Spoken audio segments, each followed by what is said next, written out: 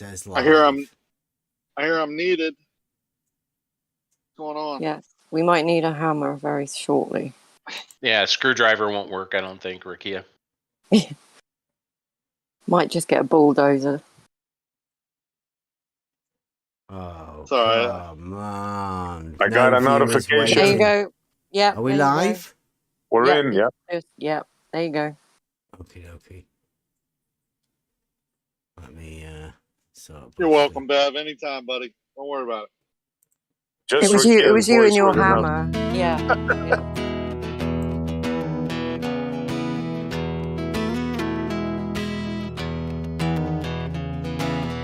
It's the echo in your brain. You know you can't sustain the misconceptions in your mind. One day you'll see for sure what all of this was for. Then you can leave it all behind. The journey begins.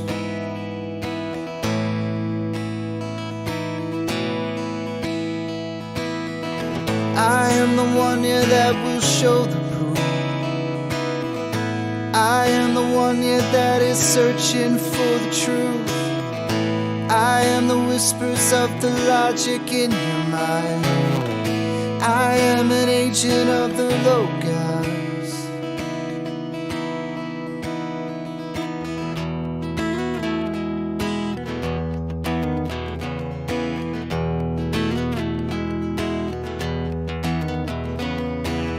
In the beginning was found this thing that cannot speak. It's how we all truly learn. It's only ever attained when one lets go of fear. So don't let wisdom pass you by. The journey begins.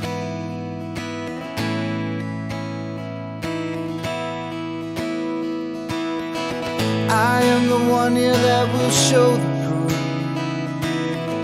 I am the one, yeah, that is searching for the truth. I am the whispers of the logic in your mind. I am an agent of the logos.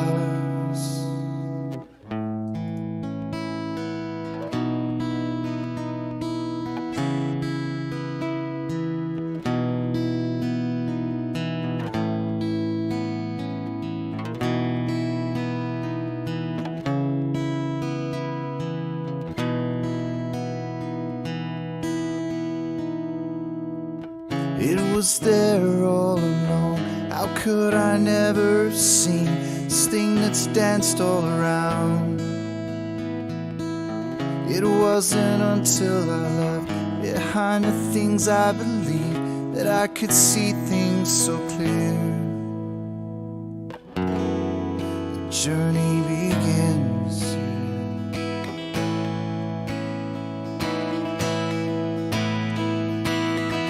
Become the one, yeah, that will show the proof. Become the one, yeah, that is searching for the truth. Become the whispers of the logic in their mind. Become an agent of the logos. Become an agent of the logos. We are the agents of the logos. And we are live. Welcome everybody. It's Tuesday. Logic night. But well, I've been having conversations, and we have been having conversations with Ruhif, and they are having a debate tonight. The big debate. Well, debate. It's more of a demonstration. I don't know if anybody's aware. There is a demonstration of celestial navigation going on tonight. Ruhif has managed to get somebody to go and do McToons's challenge to show how celestial navigation works. I have just been working on a video. I heard this from Ruhif, so I've been getting the lowdown on what this actual debate is going to be. We've got the early scoop from Ruhif's side. So I don't know if anybody's out there. There's a guy called Refractive Curvature. I think Ruhif's calling him John. He's the guy that's going to go and do this. I think it's McToons's challenge. We're going to go over what Ruhif here says, or what Ruhif thinks is going to occur, or the exact procedure of it tonight. It's not really logic, but there is a fair few things involved in this conversation that, well, sort of goes to show why we have the conversations and why we take the approach that we do with people towards these sort of conversations. So let me get it sorted for you guys. Hope everybody's doing okay. Nobody getting too hot or anything. The UK's having a bit of a warm spell. Celestial navigation. Right. You guys can see that. Now, some of this, as I was doing it, because people come in and talk to us all the time. As I was doing that, I was setting up some video from that I've done from the night before. I mean, this is early in the morning, not like this time of the night. This is really early in the morning as I'm trying to prepare all of the stuff. People come in and have a chat to us. So as we were having this discussion, I was messing about with some new frames and stuff for how it works. So you'll hear in the background the sound from the video camera, the P1000 sound that's bleeding through. Hopefully it shouldn't be too much of a problem, because the content that's in it is that's what we're more concerned about, really. Most of the people here aren't aware of this either, because we've all been here and we've all been asking questions about celestial navigation, right? I always end up getting stuck at the angle. Well, we managed to get a little bit further with Ruhif and how it works within this. Let me get this sorted for you guys on YouTube. So, like I say, I'm going to be pausing it and stopping it as we go through, because there's a few pertinent points. This is about 56 minutes altogether. There's a few different clips that I've tried to put together showing the contradictions that Ruhif does, and some of them are glaring contradictions. Some of them are tactics that they use, and Ruhif particularly tries some really strange, familiar tactics. Let me get this.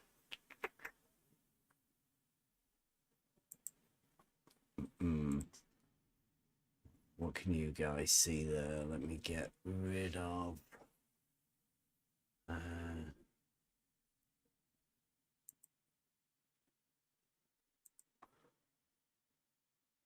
and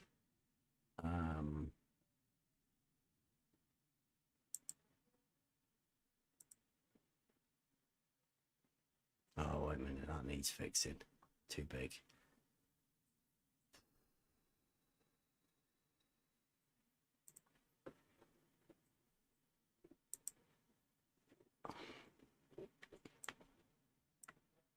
Oh, what?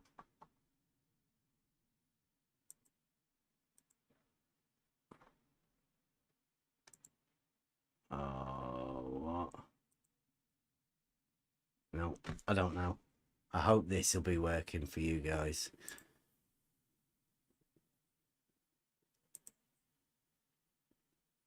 I can't work out why it's not showing me the screen, but anyway, it shouldn't be too much. There's a bit of text comes on for quotes. But this video that I'm playing will be put out as a standalone video on its own, so don't worry about it. I'm talking to myself.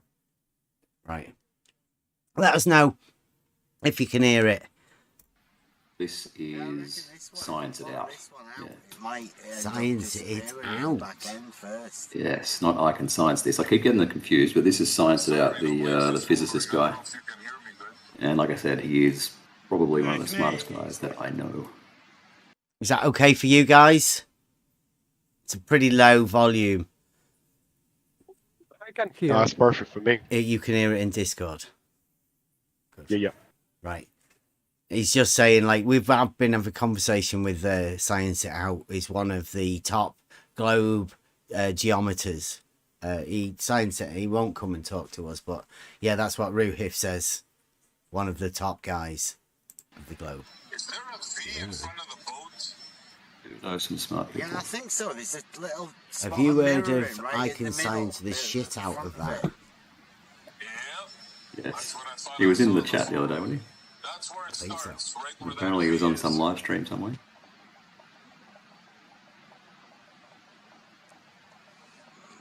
It's a big thing. I haven't watched the stream. Yeah, I've just seen him around a little bit. He's heard of I Can Science the shit out of that.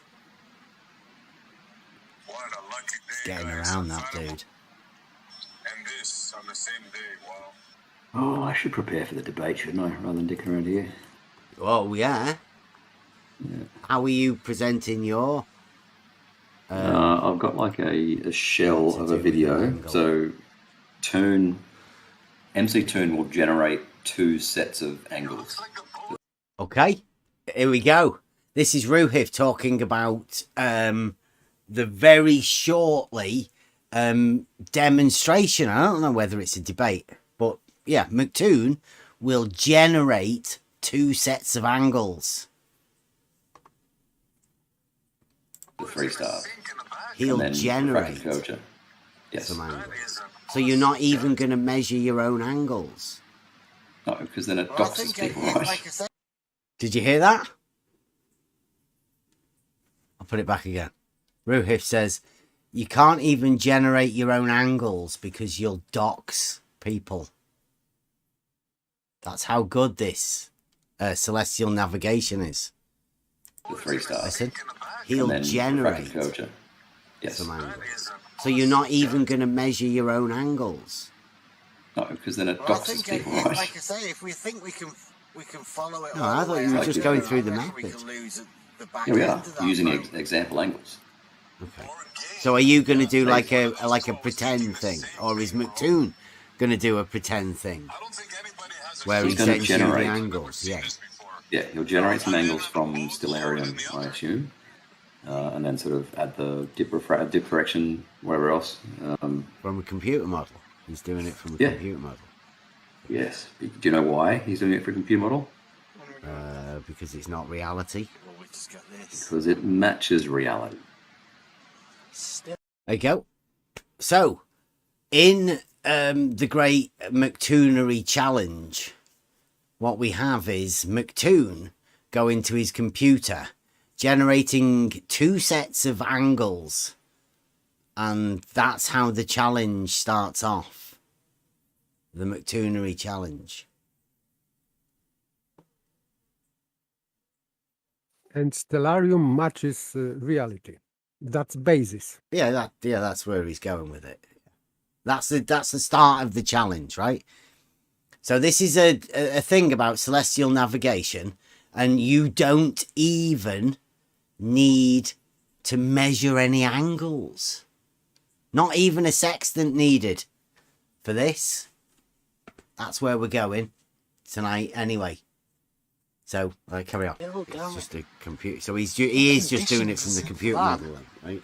That's why I was asking. Are we going to get at least him like going outside and doing like a camera piece to make it look like he's going to like what they would actually be doing in reality? He has done that before. He went on holidays and took some angles with his phone. And that was a He went on holiday once and took some angles with his phone. McToon's great. I mean, these people are geniuses. I've So- never seen his phone with the sextant. Well, I mean, how can you not trust a man that went on holiday and took some angles with his phone? So he doesn't need to do that. He can generate them now, because at one point he has been on holiday and took some angles with his phone. But he can just use Solarium from now on. A bit of a challenge you set for Took the some angles with his phone. Yes. You know your phone has an accelerometer? Okay, yeah. So not a Measure sextant. angles with it. Not a sextant. Because isn't that Not what, a like, sextant, isn't no. the whole thing meant to be, like, based around a sextant? Doesn't have to be. See, now, when I said, wasn't it all meant to be based around a sextant? That was because that was my understanding of celestial navigation. You measure an angle with a sextant and then you go from there. But Rohif says you don't even need to do that. Mobile phones, anything will do, really. Just any old angle. Just measure an angle with anything. It doesn't matter. Wow. Yeah. Well, I've got a theodolite. Theodolite He's got a measures angles. theodolite. This is angles. Yeah, but a theodolite's a theodolite. It's not a sextant. Right. This is about a sextant, isn't it? No, it's about celestial navigation. Well, I thought it was about what you can do with the sextant and how you can do this. You Challenge. can you can navigate by the stars with a sextant. You can also do it with a theodolite or even his phone. It's the process. Here you go. You can even do it with a phone. You don't actually need a sextant. You can just have a theodolite or a phone. Wow. It's becoming a little bit clearer now, isn't it? Like what you thought was celestial navigation and the sextant being the age of the sextant. It's not really about the sextant, is it? It's about the angle. Yes. Yeah, Not the yeah, that's instrument. right. So you measure an angle, right? McToon could pretend he's been out there with his sextant and he's measured some angles and he can hand you these angles, right? Yes. Can you see Okay. a V in the back of the boat? And it's that process that you're going to walk us through. You can see there's a couple What of happens there's a after light. the And I you think acquire that's mirroring. your 'cause the angle. flashing is like a double Yes. flash. And that's the point where refracted curvature will not want to get past. There's a Like he'll double- just say, "Oh, you can't get an angle on a globe," and I'm like, Those "What the fuck are you lights should talking about?" get closer and closer together. That's his. Like I said, I know that it's impossible to do this if the Earth is flat. So Ruhith is going into this with the idea that McToon's gives him an angle and he knows that refractive curvature can't do it because it's impossible to do it on a flat. Quite opposite. Well, that's what Ruhith says. Like, Yeah, Ruhith is basing his entire argument for this demonstration on the fact that the other guy can't do it because it's impossible. It is interesting, the tactics that are going on and that are in play here. So You I can know measure- that he you can can't do it. measure angles anywhere, right? It's No, the process of celestial navigation. There are three things, two of which are quite important, that require a sphere. And if you don't have a sphere, it doesn't work. Do you want to hear that again? It was a bit. There's a bit like the bleed through from the other footage, so keep an ear out. It's flat. So You I can know measure- that he you can can't do it. measure angles anywhere, right? It's No, the process of celestial navigation. There are three things, two of which are quite important, that require a sphere. right. So there's three things for celestial navigation. Two of them require a sphere. I'm guessing the one that doesn't is measuring an angle. Because you can literally measure an angle anywhere. That sphere isn't required. for measuring an angle. Although the angle is the division of a circle. It's not a sphere. So that's the one part that doesn't require a sphere that I know of. That's the only part of celestial navigation that I know of. The measuring the angle part. That's about it. It always gets stuck on the next bit. It looks like we've got a new guy that's joined the Discord, so if somebody can help him out with some roles to get him into the chat.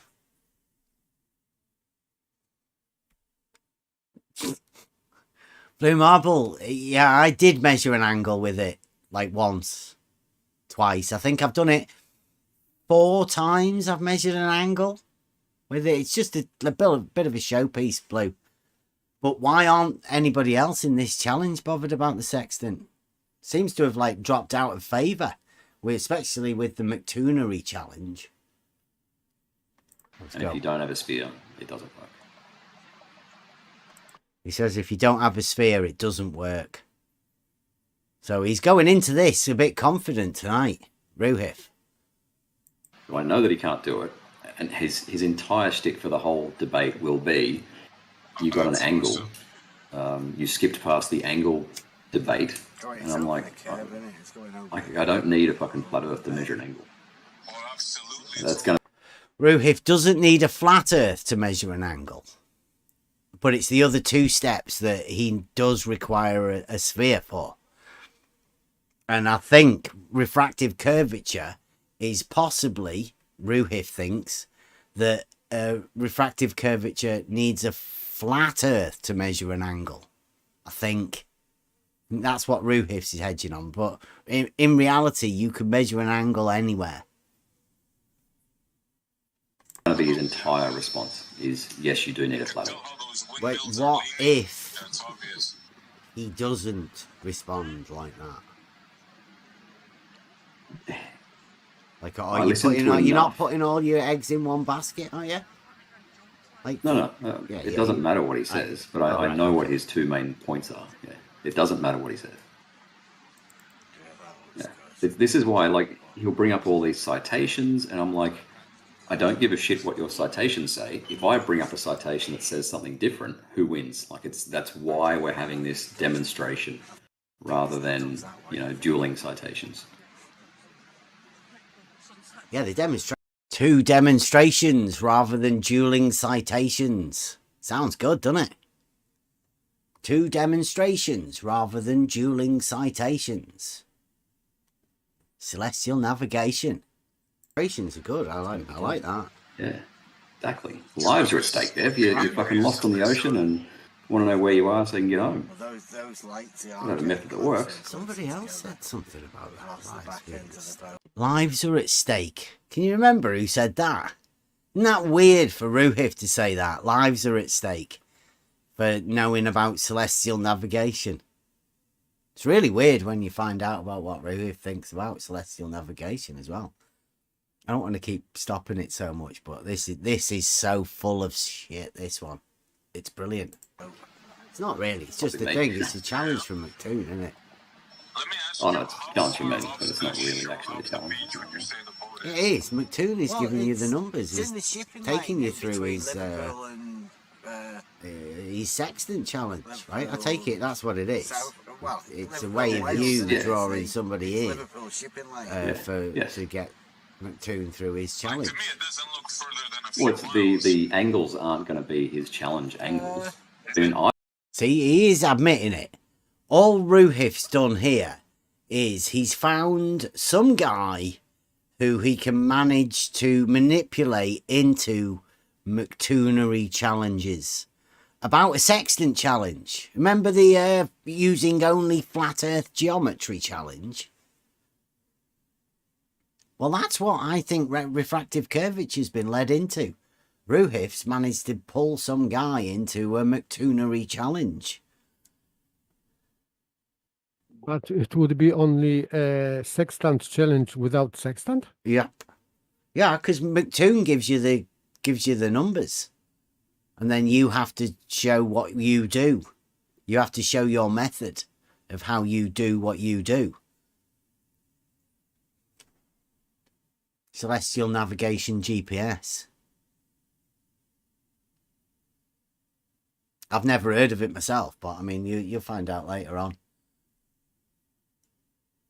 I've been pushing for everyone to do celestial navigation for fucking 6 months as well. How many miles? So it's not Mattoon. Like, it was me that approached Mattoon saying, I want to debate on your channel.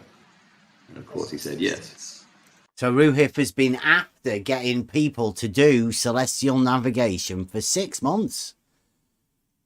This is Ruhif's challenge, right? Ruhif does this. This is the sort of thing that Ruhif does. He doesn't actually go out on boats and do it, actually. No, he does measuring angles with phones on land. It's Stellarium. Yeah, land sextanting. Because I think they are a bit different than the normal sextant. Doing it on land. You don't, well, you have to do a little bit extra work, I think. I'm not too sure. I guess these guys are the experts, though, right? Ruhif's definitely the expert. Celestial navigation. But yeah, it is to embarrass the FED panel because they can't do it. So that's why he's doing it. That's why Ruhif's doing it. Good luck for you guys tonight. He's doing this demonstration with a refractive curvature so he can embarrass the Flat Earth debate crew. Ladies and gentlemen, Ruhif, the Master Celestial Navigator.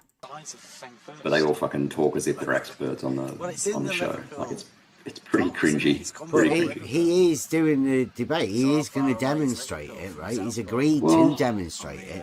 So you're saying he can't do it, but I mean he is. That's the thing. He hasn't quite agreed. The debate. He hasn't quite agreed. I don't want to share the DMs here, but he hasn't quite agreed. And I've asked him many times. It's like he pretends that he doesn't know how to use Discord. Like, we started a group DM with me and Mattoon like 5 days ago, and he hasn't said anything on the group. We're all asking him, can you do this on the 19th? And do you accept the terms of the debate? Like, so it's not actually been set up then. But when you said you are having a debate, like the guy that you're meant to be having a debate with hasn't actually agreed to have a debate. And so could this all be bit of in your imagination, right? I know you have been to get carried away with yourself, right? He gets on the Flat Earth Debate show and goes, "Oh, anytime, anywhere." And right, we've said to him a couple of times, "Can you do this date here?" Me too, yeah. So when this conversation was going on, we're only 7 minutes into it, but the debate, so-called demonstration thing, hadn't even been set up. So he was bigging it up as though it was he was going to destroy somebody, and the other guy hasn't even decided to do it. I mean, like, the debate is later tonight, so he has eventually decided to go through with it. Yeah, it's on McToon's. I think he does Tuesday night debates, but it's American time, so it's really late. Like maybe 2-3 a.m. UK time. 6 hours ahead of you, I think. So yeah, we're 6 hours ahead of you. United States. Is that you and McToon? Yeah, we both live in Minnesota. Okay, nice. That's handy to know. Are you in the back room? Say hi to him. That's more of your paranoia speaking again. I've never met him, and I don't really communicate with him. Okay, no problem. It'd be the same if you were the same person as well, wouldn't you? You do sound a little bit similar. No, we don't. So anyway, carry on with this. I simply enjoy his content. He's you one of the enjoy best. his content. Yeah, he's one of the best debaters out there. Yeah. He humiliated you. Yeah. I did have a bit of a laugh, I must admit. Right, can we carry on with this? Because we'll never get through it if we keep chatting about your love for McToon. Not my appreciation. So who is he debating tonight? Who? MC Toon. He's not. That's what we're talking about. Ruhif is doing a demonstration of celestial navigation with refractive curvature from the Flat Earth debate crew. Cool. And they're both going to be giving, McToon's going to hand them some angles. So far, that's what we've got. And then they'll be doing things with them. We've not actually got to that bit yet, but that's what we're getting to. Yeah, so they'll be doing what the flat earthers claim. Don't know, Brenda. No spoilers. Everybody, we're going to go through the pre-warm-up show. We're giving everybody the chance to get in on it. It's fresh from the mouth of Ruhif. This is like a build-up. Let's do it properly. He keeps saying on the show, I've told them they'll accept any day. So we're Toon and I gonna right, Brenda, I'm doing a live show. We're going over a video. There's already a little bit of a bleed through from the camera, so there's already two voices. It gets hard to pick out what's going on. Can you jump into the Discord thing so you know what we're doing? And then you'll know when it goes quiet, when we're actually listening to a video. Because I can't hear you. Because we're listening to a video. Okay. Have this show anyway next week. Like I'm making a video as my presentation. So that'll be like a 15-minute video. Oh right, a pre-made video. Well, as soon as it gives the angles, like I've got a skeleton of a video ready, so I've got to plug it in with the actual angles. Right, so he's got a 15-minute video ready as soon as he gives the angles. But he's only meant to be giving the angles on the night, so Ruhif seems like he might have a 15-minute video already ready. I don't know, or whether he can prepare a 15-minute video and put the angles in it. Be interested. See what happens. I'm interested. Toon generates the angles. He offers the choice of which set of angles he wants to refractive curvature. He's got 24 hours to pick one. If he doesn't pick one, then I pick one. And we each, show where they were taken from and how we got there by way of worked example. How did you do it?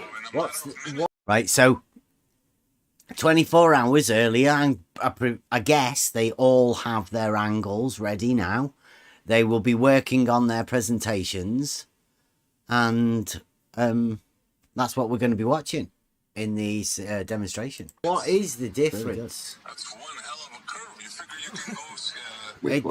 Do you have a bigger angle, or do you drop the height of the star? There's a hump in between. Or does he have it higher? No, there are two sets of angles. They haven't even been generated yet. One for you and one for him. Yeah, but he gets the choice, right? He chooses whichever set that he wants, and then I get the other one. Right, yeah, but I'm saying within your two different models, I'm guessing, the angle is the separation between a place and a light in the sky, right? Yeah, the horizon and the star. Okay, now, within that model and that framework, you have the water level dropping in the distance, which would tend to make that angle and the light in the sky move downwards, right?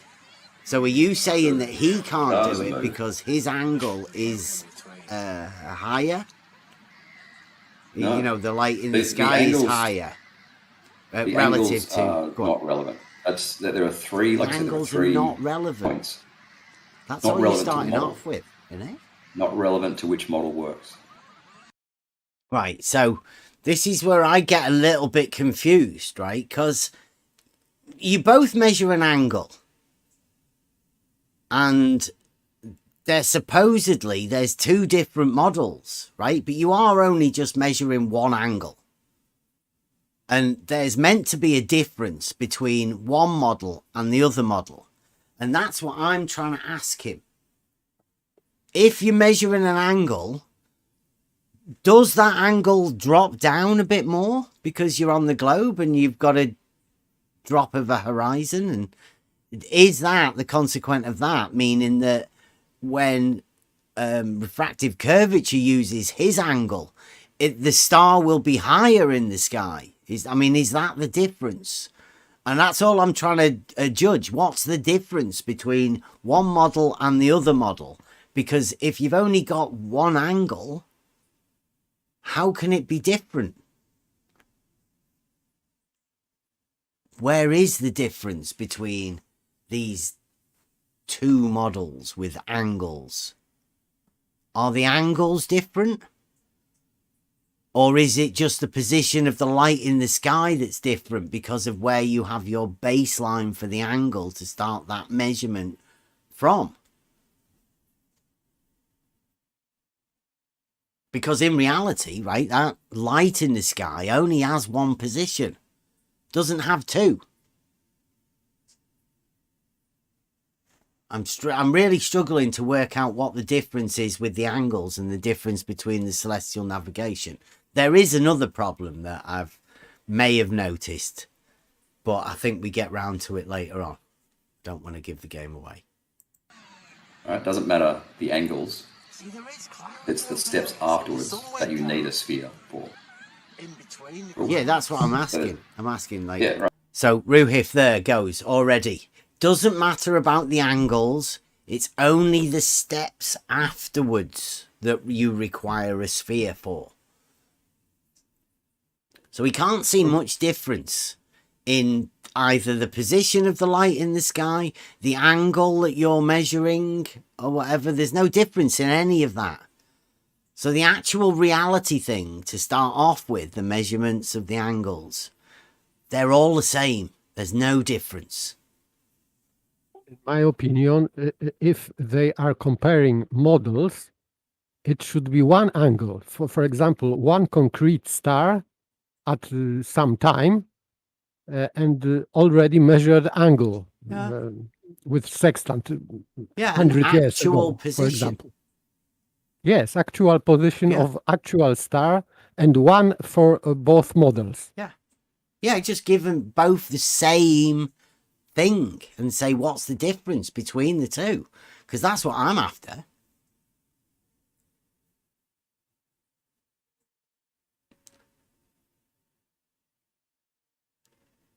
Yeah, Rob, don't get into it too much. They just measure an angle. That's all Ruhif's talking about. It's actually 3, but we'll get there in a bit. But when you measure an angle, that angle was going to be the same for both Ruhif and refractive curvature, right? The angle will be exactly the same. Like Ruhif says, it's only the process afterwards, after you've got that angle, that matters. That's the difference. Which is a good starting point, right? At least we know everybody's on an equal footing to start off with. Right, okay. So there are Those 3... angles would put the position, surely, of the light in the sky in a different position, judging by where your starting mark of the base of the angle would be. That's kind of the first... Like I said, there are 3 factors, right, that need a globe. 2 of them are important. The first one is dip correction, and that's kind of not as important. But that's what I was talking about. That's the angle. Yeah, okay. Yes. Right, okay. So dip correction. Okay. Well, it's not a big adjustment. So he could technically just ignore dip correction and get close-ish right? Because the dip correction, I don't know, might be like 8 arc minutes or something. So we might be 8 nautical miles away from where it should be. Yes. Right, he would be. It's like who applies the this dip correction, or is it We different? both will. Oh right, It depends on observer height, right? I don't know. We haven't generated angles yet. Shitty cameras. Yes, So you both change the angle that you are given Yep. at the beginning. Yes. Waste the money. Yes. Okay, so that's Correct step it one. to be- Brilliant. I never even Yeah. heard this. before. Right, so There you go. step So one, you measure an horizon. angle, and then step two, you correct it. Yes. Yes. Yes, yes, yes. So they get given an angle, and then the first thing they do with that angle is they correct it. Yes, this is the process. Yeah. Because if you are on a boat, you are above, and you are aiming to horizon, you are not parallel. So the dip correction is only to obtain horizontal or level. Mm-hmm. Are you sure? Pretty sure. Do you think the angle would change much? Or do you think it might be because they're not sure of the actual position of the horizon? I think that this is because they cannot establish level like level because they are on the sea and the boat is wobbling and moving. So this is the only way to do that. I think this is practical reason. I think. What, to drop the angle down to the water or to raise the angle? I mean, does the angle that you measure, how much different is it? Is it more or less, the correction? Do you add some or take away some? You are correcting to horizontal. It means to 90 degree. Yeah, to so obtain 90 degree to vertical. Right, so where's the correction? If you're measuring an angle from the horizon, say 20 degrees, what happens to the correction? No, it's not that big because you are on a boat and horizon is just below. So you are correcting like few feet. Yeah. But there's a correction. Does the correction add an angle or does it take away an angle from the angle that is measured? It is corrected to horizontal. So how to speak it is gives more to it because you have to obtain 90 and you have obtained 90 only from sea level, actual sea level. So this is intention of, and you are not at sea level because you are above few feet. So this is correction only to correct your position above. Is the correction a plus or a minus?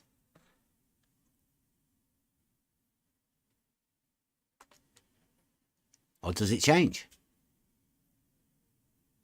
It depends on which angle we are talking about. If we are talking about 90, it's 290. So you are increasing your for angle. a 90. You could measure a 90 degrees and then you would correct for it, would you? The point is that at sea you cannot do that. You cannot level it on a boat because you are moving. It's not a level. It's a sextant. It just measures angles. Yes. So I'm asking you about the correction. I mean, like, do you know about the correction or not? Because it sounds like you wanted to jump in, letting us know about the correction. Is the correction a plus or a minus?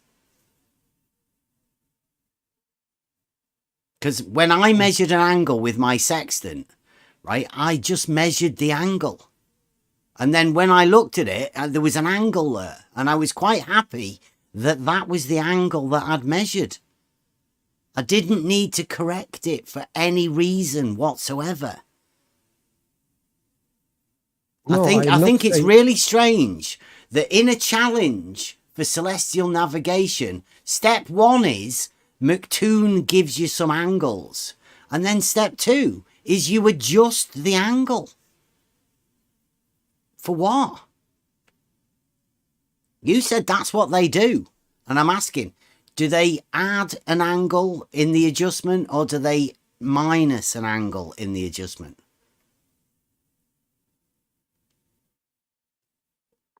They add to correct to 90. So that's how I understand that. Because if you are above surface and you are aiming horizon, you have not 90, you have less.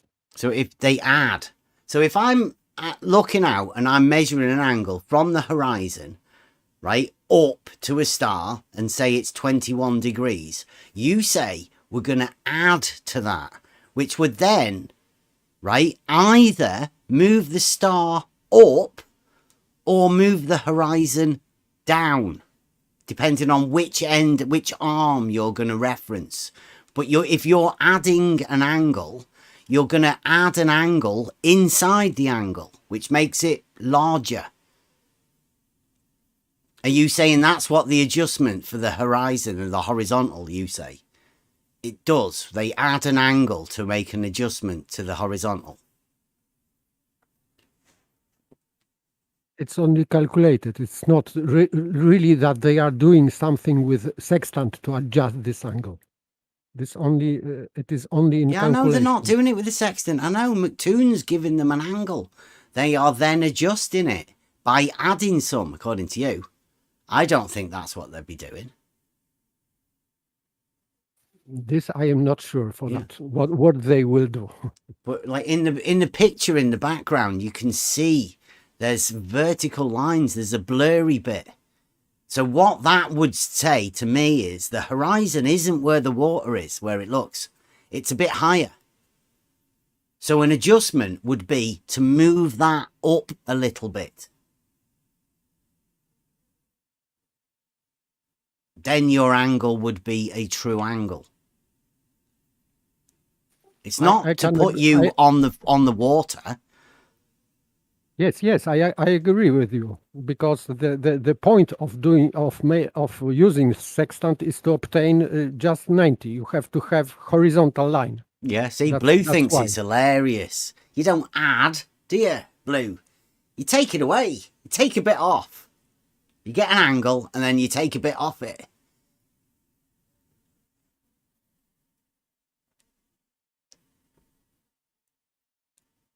I don't know why. You'd just be measuring an angle. But hey, this is celestial navigation. None of us have ever done it. I'll admit. I don't know. I can measure an angle with a sextant though. That's one thing I can do. Okay, we'll carry on. Because the horizon below. The horizon is below horizontal, so you need to correct it up to horizontal. So you can see the bar. See, the horizon is below horizontal, so you need to correct it up a little bit. There's your correction. Have a proper elevation. Oh, cool. You're on a boat, leave it just right? still as well. Like, Yeah, or you could be on a cliff somewhere. You see that? Could be anywhere. Your observer height could be 100 That's meters. infrared. Anyway, so you correct that up to horizontal, and that's the formula not raised. That's, in the almanac, that's the band table that you use to correct that angle. That is the double. The derivation is from the Earth being a globe. Right, but like I said, it's not a big correction, so you can almost ignore it and go, oh, you know. The angle correction. Yes. Just keep it like that for a bit. Can you sharpen the focus up on it? Sphere. No, that's best focus. Because I'm really zoomed is a function of a sphere in the geometrical derivation. Oh, I can. Really? Yes, and it matches reality, Bev. An angle is the measurement between the angle of inclination between two straight lines. Well, straight lines is an interesting thing. We post the. That's right on the edge of the digital zoom. Straight lines is an interesting thing, which we'll probably get into in the debate. I think. Wow, I hope so. But Well, you can that join should it. be Infrared that should camera. be first. thing first, right? Because you are talking about angles and corrections to angles. Yeah, we might have to try and get a full sunset then. That looks like a And straight film line. it with this to see whether these come. A straight line I have to tangent to find the a dark horizon. patch because it's only No, that's the just infrared a tangent. can't look at bright areas. Oh, look at that. You can't Straight see line, right. the birds going in and out of it. Yeah, okay.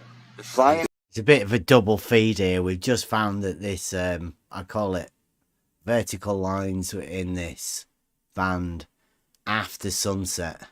So that's what we're talking about in the camera, in the footage, because we'd literally just come back with this footage. Sorry about that. Just have to deal with it.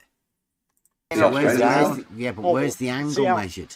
See, A is the Don't thing you're trying to touch it. calculate. Just leave it as it is. A is the thing you're No, trying no. to calculate. A is the... No, we'll just leave it just like that, and we'll keep it. It's the difference between the horizon and horizontal. zoom in. What, that Oh, there's angle at A? loads of birds there, Yes, in it, that's right what we in want. it, right in it. So Ruhif here is saying there is a difference between the horizon and horizontal. And that's what the adjustment is within. But where is horizontal in the picture? Perpendicular and vertical? Where does it look like it is? That's not good, is it? You can see there's a distance to it as well. Like. Well, I would say that is it HC? If I continue, line looks I vertical wonder to what me. will happen when it vanishes. Where do you think horizontal is? Disappears. Would it be the dotted line coming out at Yes. Well done. A? Okay, so that's the horizontal that you're measuring from. No, we're measuring between the horizon and a star. So if you're on a boat, right, and it's rocking guess you're around, getting then you Yeah, can't but where would establish- you be? Would you be at H? Is that your eye Yes. That's how Yeah, that top of happens. H, yes. there? At A. We're going to put some like capital letters on that. Each line. Right, Each so vertex, yes. what is So that? we, So you're measuring an angle from that horizontal, right? no. We're measuring, the measurement we make is from the horizon to a star. And where's Right, the but- horizon in that picture? What do you think it is, Bev? Well, I don't know. It's like the horizontal would be parallel to the plane of the horizon. So where would it Horizon be? is the red tangent where it touches the sphere. Surely, Bev. Come on. All the way down there. Yes. It's not down like that, They're is it? slowly disappearing. Yes, it is, Bev. So Yes, it it's is. like The horizon. It's gone. The horizon is below there's still some horizontal there. Yeah, there's still 99.9% of the time. Yeah, because you're It's just setting the slowly tool up, fades from a level, whenever you're setting it up. You wouldn't be setting it up in the water, would you? So you would be above better, the yeah. water. Over So, once yeah, you rightfully so. slow it The down, horizon speed would it up, always be and below. watch it. Like You can always, see all no sorts matter, of- most of the even time. if some people put Yeah, it YouTube cuts out videos that. out saying it's above. Sometimes, Shout yes, out if you are George close to the surface. Nutsack and Jesse Gordon. And Jesse Gordon. Yeah, well done. All right. See, so Ruhif's now trying to argue that the horizon will be below, which I agree, it will always be below. But I just had to point out to him that there are two people who have shown a horizon above the crosshairs of a tool that establishes horizontals. Above. That means the horizon is higher than the viewing position. Higher. Above. George Nutsack and Jesse Gordon. They've both made videos about it, posted pictures about it. So if anybody ever says to you that the horizon rises to eye level, say you know two people that have gone better than that. They've gone above. Both Globe Earth heroes. So thanks for that, guys. Yeah, and Ruhif knows about it too. He knows about the people that have done it. But in typical conditions, Bev, Be able to adjust the angle brightness as well as between horizontal and the specifically. horizon is predictable, And and it's video a function editing of the software observer. and that. I wouldn't say that because I've actually took the tools out there and found that out. Okay, well, reality disagrees with you. So anyway, that is the dip angle, and that's the formula, and that is the formula that the almanac uses. That's what that's the correction that you need to apply. Oh, that looks and if like you want to apply maths, something else, that perfect maths. that is the perfect formula. Yes. That's what Fight the Flat Earth said. It's the Yeah, one but that there's an replaces approximation 8 formula. inches per mile squared, is it? Not quite, but anyway, it's similar. Wait till you see this. Wait till you see this mathematical formula. It's brilliant. There is an approximate formula in the almanac, which is close enough. That dip correction, that's the first thing that requires a globe. But like I said, if he can come up with some... That requires a geometry. globe, but it's got R in it, hasn't it? Yeah, look where the R's are. Formula's got R in it. Yeah, so that's why it requires a globe. Because you put R in the formula. Because you've drawn a circle. Right. And flat Earth There you go. has no geometry Huh? for dip correction. And you will not have geometry for dip correction. Did you hear that? I might have missed that when he was talking it. He said, Flat Earth has no geometry for dip correction. That was great. I guess we'll find out tonight. But yeah, this is definitely good. Good news for him.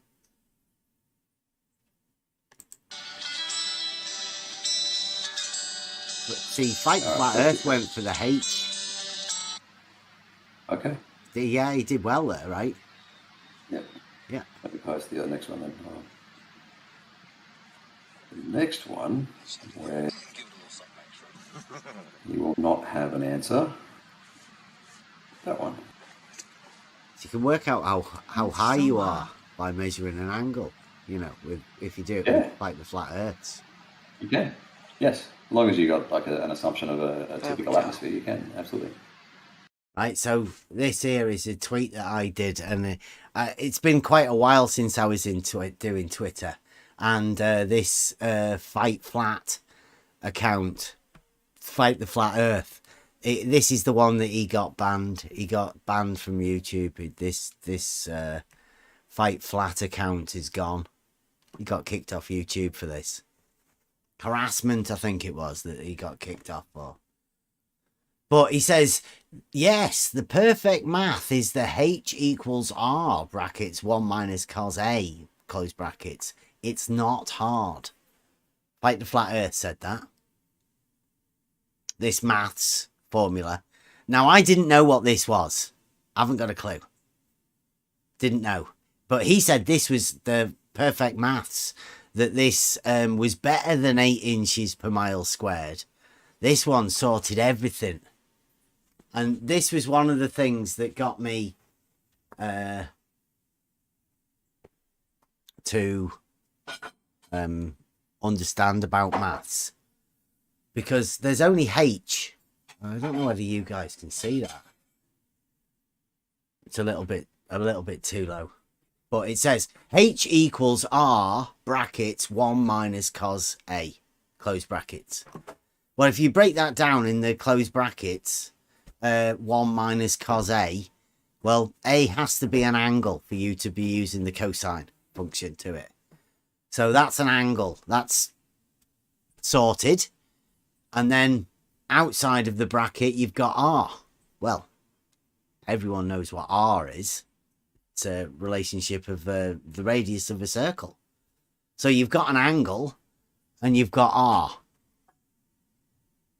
And H equals that. So, I mean, there's not an awful lot to deal with here. I mean, 8 inches per mile squared seems a little bit complicated when you do this. So I said, what's H?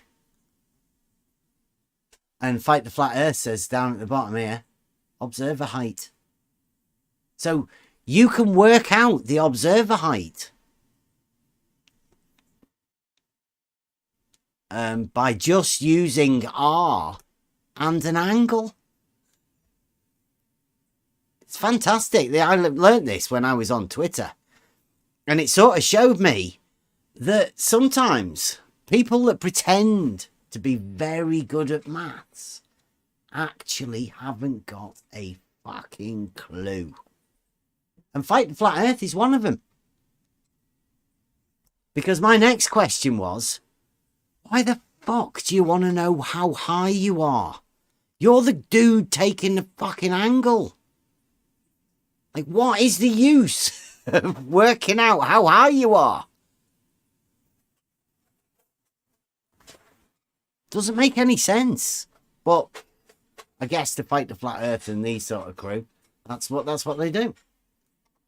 So Ruhif's talking about this particular formula, but Fight the Flat Earth's done quite a clever one because he's done the H derivative of the formula. Work out how your altitude or elevation. Yep. You can measure an angle. That's what it is, isn't it? When you see an oil rig in the water. Fantastic.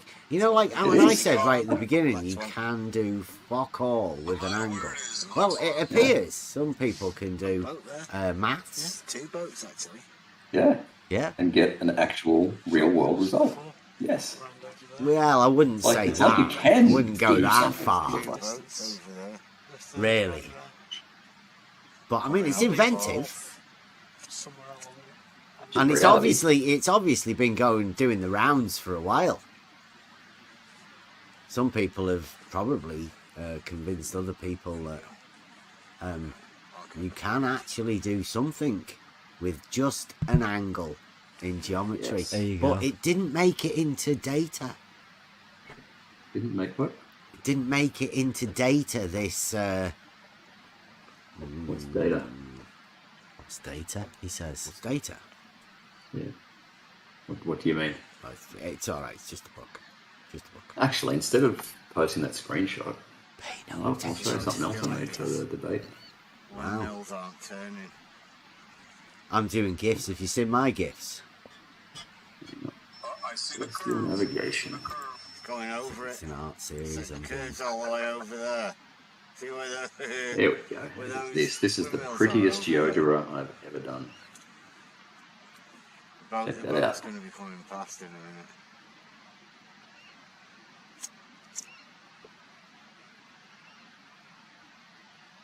What's that? There it is.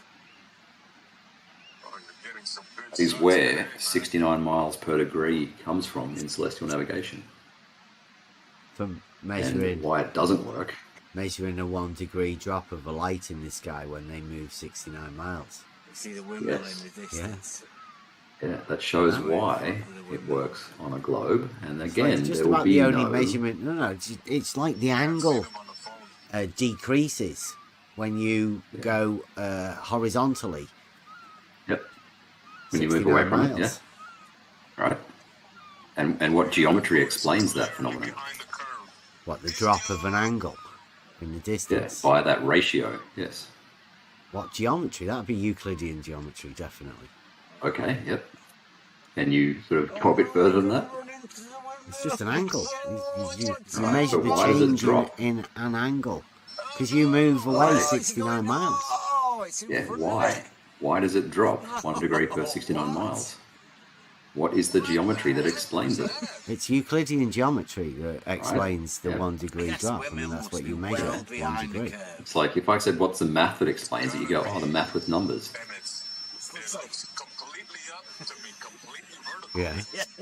Yeah, which would be a fucking meaningless response, right? It's just 1 degree change over 69 miles. Like you Yes. move 69 miles and the light in the sky drops 1 Yes. degree.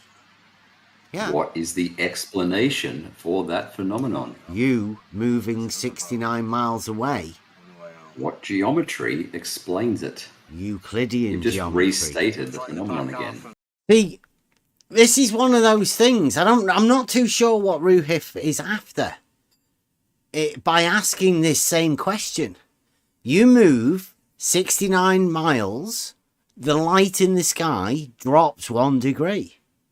You then move another 69 miles horizontally, the light in the sky drops another 1 degree. Right? You're traveling along the floor, straight line, horizontal. The degree drops 1 degree. That's all Euclidean. Yeah. Very, very, very simple. I don't know what Ruhif is after. He keeps asking me the same question. But I'll give him the same answer.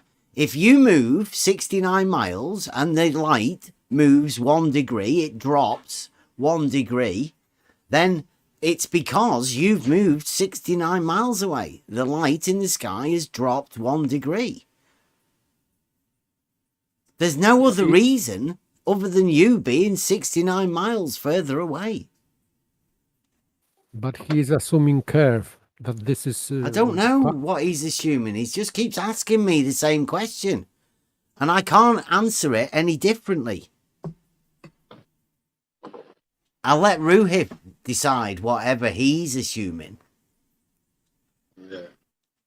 How can you assume a curve? You're measuring an angle. Because I know that argument. They do. But They where's the assume that. curve? There's no angle. Is there? You're just measuring an angle. Of course, with curve you cannot measure this angle, so this Right, is so he's not obvious thinking a nonsense. curve, right? Within the angle measurement, he's just thinking of an angle measurement. And he's thinking 69 miles movement. Horizontally, he agreed.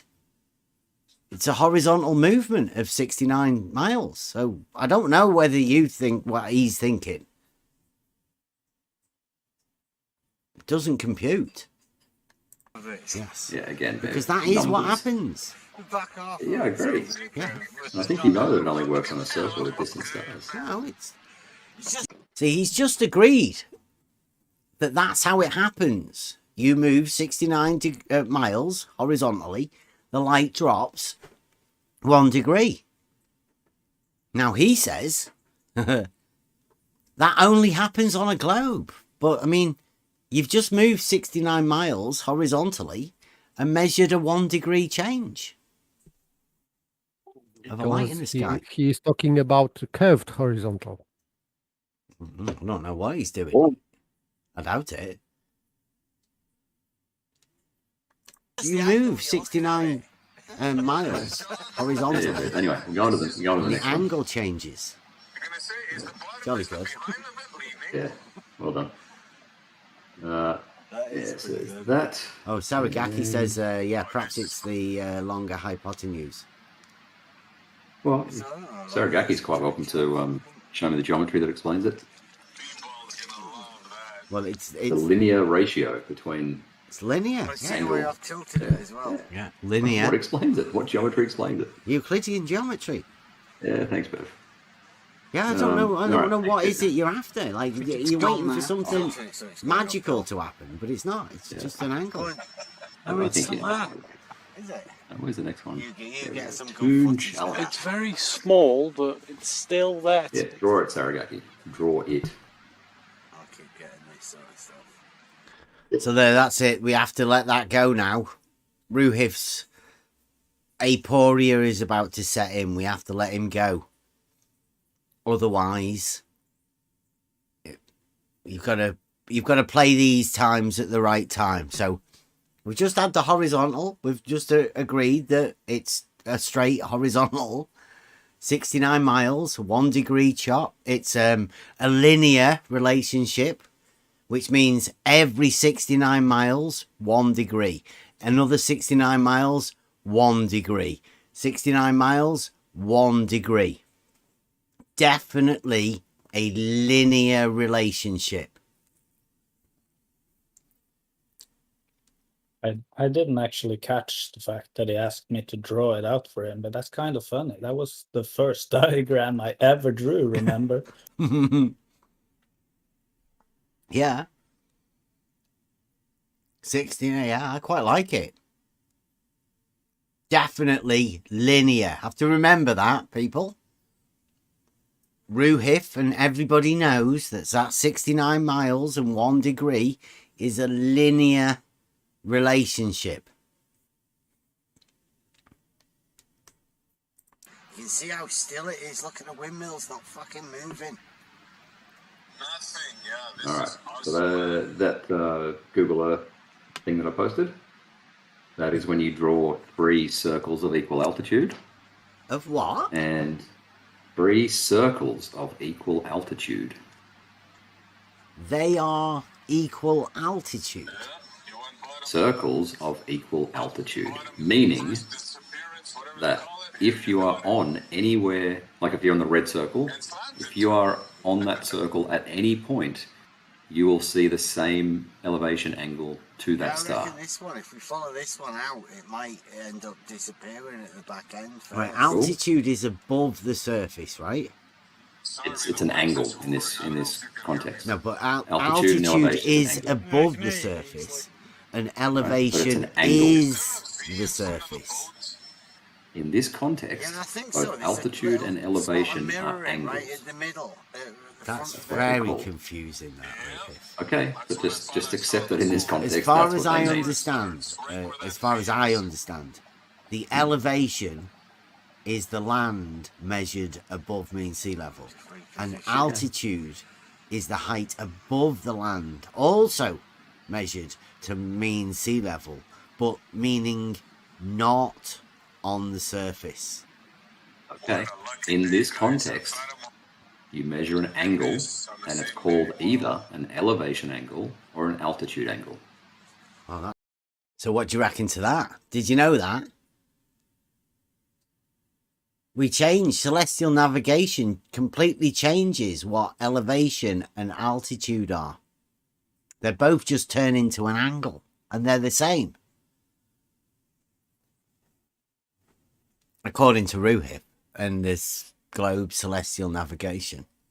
We're narrowing it down a bit right now. So whenever they say elevation angle or altitude angle, or elevation or altitude, they both mean the same thing, and they're just angles.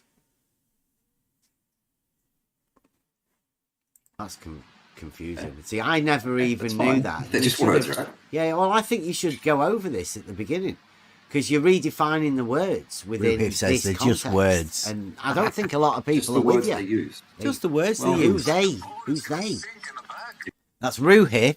The guy that says definitions are meaningless says they're just words. They're the words they use. Everyone that talks about celestial navigation. I've never heard it though, so okay, that would be a good starter to go over. It's just words. Like I say, if we think we can so they're both words that mean a similar thing. The back end of that boat. The same thing. Elevation angle and altitude angle is the same. Yeah. See, the same thing. So they're circles of equal altitude or circles of equal elevation. And you just swap and change as you want. Yeah, pretty much. So they're circles of equal altitude or circles of equal elevation, even though he said the angles are the ones that are the same. But he's talking about circles, not talking about angles. Or is he talking about circles? Or is he talking about angles? Is he talking about elevation? Is he talking about altitude? You never know. They all could be the same thing. Anyway, if you are anywhere on that red circle, you will see that there's the star GP in the middle. So the GP is the ground position for that star. So if you were at the ground position, the star would be directly ground overhead. Position, that would be in the Geographic water. position. Geographical position. Still going. Okay, at that position, the star is directly overhead. Not ground position, it's a geographical. It's geographical position, yes. Right, so there we go. Again, when he says ground position, it doesn't actually mean ground position, because sometimes it could be in the water, and then you change it to geographical position. But he can interchange them. Ground position, geographical position, altitude, elevation angles, altitude angles. I mean, they're all interchangeable words because, like Ruhif says, definitions are meaningless. You can just literally make something up. Especially if you made a mistake.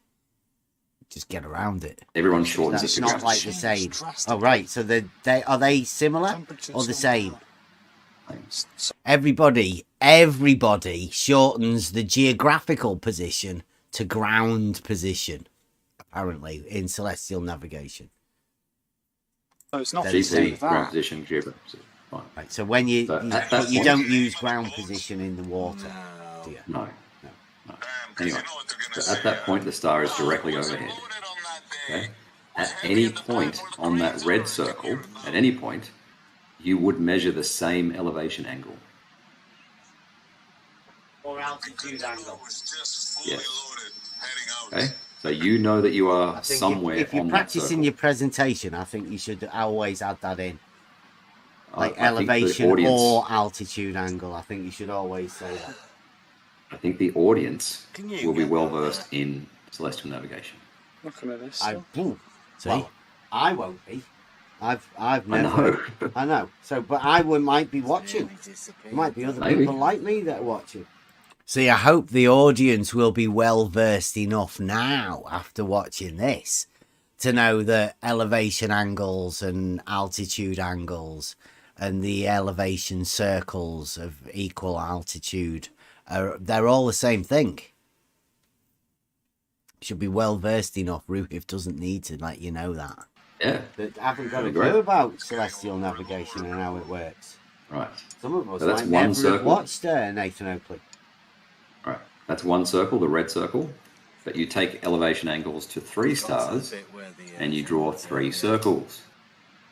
Where those circles intersect, they will intersect at a point, and that is where you are. You can see there's a couple of Cool. Drawing circles. That sounds like Euclidean geometry too.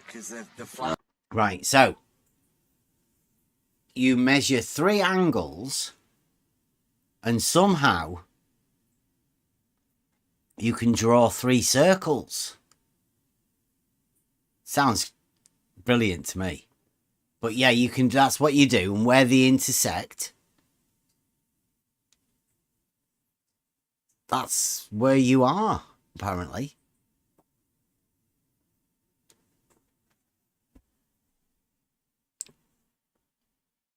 Sounds very interesting. Oh, let's go into it. No, this is actually spherical geometry now. What, drawing circles? No, that's Yeah, on a spherical body. Yeah. Right, okay. So, I'll have to go back that little bit. To run you over it, you've measured some angles, you've drawn some circles. I say, circles, they sound definitely like Euclidean. Listen to what Ruhif says. Remember, Euclidean geometry. Cool. But you take elevation angles to 3 stars and you draw 3 circles. Where those circles intersect, they will intersect at a point, and that is where you are. You can see there's a couple of Cool. Drawing circles, that sounds like Euclidean geometry too. Right? Drawing circles, that sounds like Euclidean geometry too. Because that's what circles are. 2-dimensional shapes in Euclidean geometry. This bit is good. Only for the truly geometrically minded, mathematically minded. Check this one out for a puzzle. No, this is actually spherical geometry now. What, drawing circles? No, that's Yeah, on a spherical body. Yeah. with pi 3.14. Yes, with pi, Bev. Holy shit. Yeah, he thinks it's funny. Yes, we have curved radii now. Well, no, he was drawing circles, and now circles are 2-dimensional Euclidean shape. But Ruhif says he's using spherical geometry. That's why he cannot have a straight radius. So he's contradicting himself. Well, we'll get into that in a bit. The problem is that with the relationship with pi is a relationship of the diameter to the circumference. That's what pi is. And the number 3.14 is a derivative of the diameter being labeled with the number 1.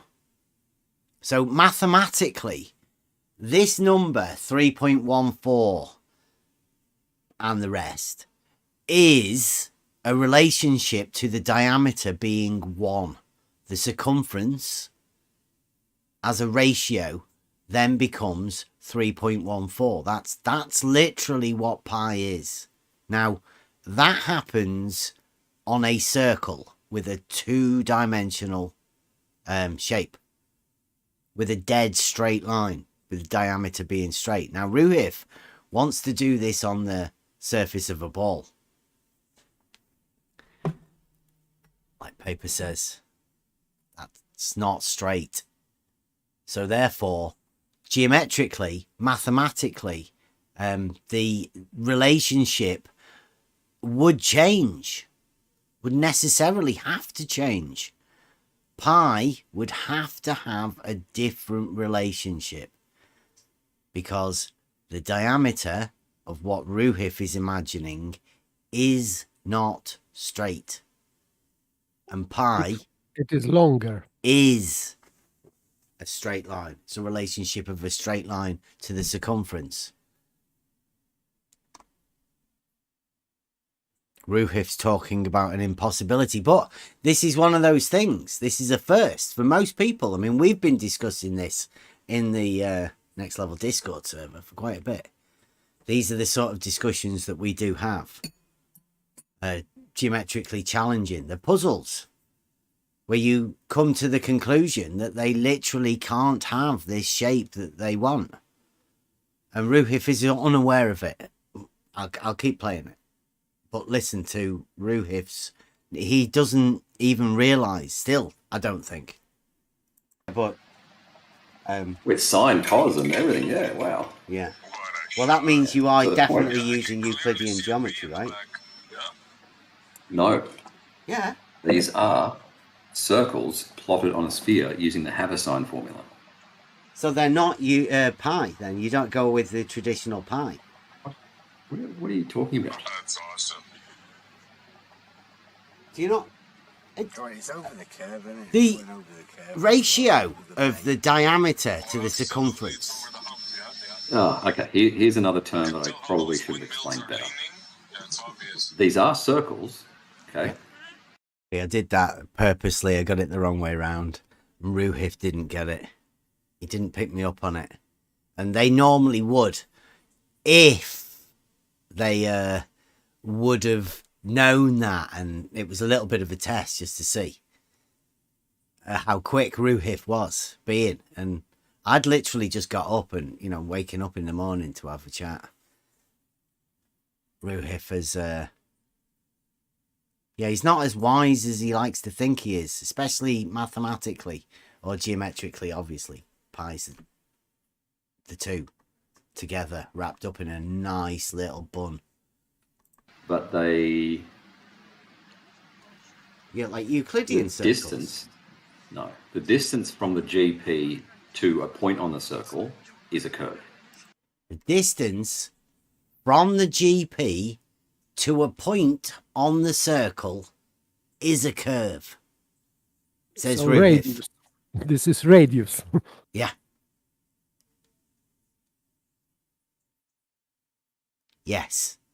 As So far as I know, diameter is within a- celestial navigation, it's a curve. Therefore, not pi. Sorry, Yep, Ruhif. he lost pi. Yeah, pi's gone. Yeah, well done, Brad. Yeah, Ruhif is the man. He should have known a little bit about pi and the geometry of the circle. Straight lines. Shocking that they don't. So, yeah, I mean, I've got quotes on. This is Ruhif. The distance from the GP to a point on the circle is a curve. Ruhif. That Yeah, is so a like curve over the non-Euclidean circles, so therefore you have to have a different value of pi. What value do you have for pi? What are you talking about? See? Nervous laugh. What are you talking about? He hasn't got a clue. Or he's pretending, but Well, I'm not pi sure. is transcendental. He knows you can't change pi. He just doesn't understand that what he's doing necessitates a change in pi. He's not ready for it. The mental connection isn't there.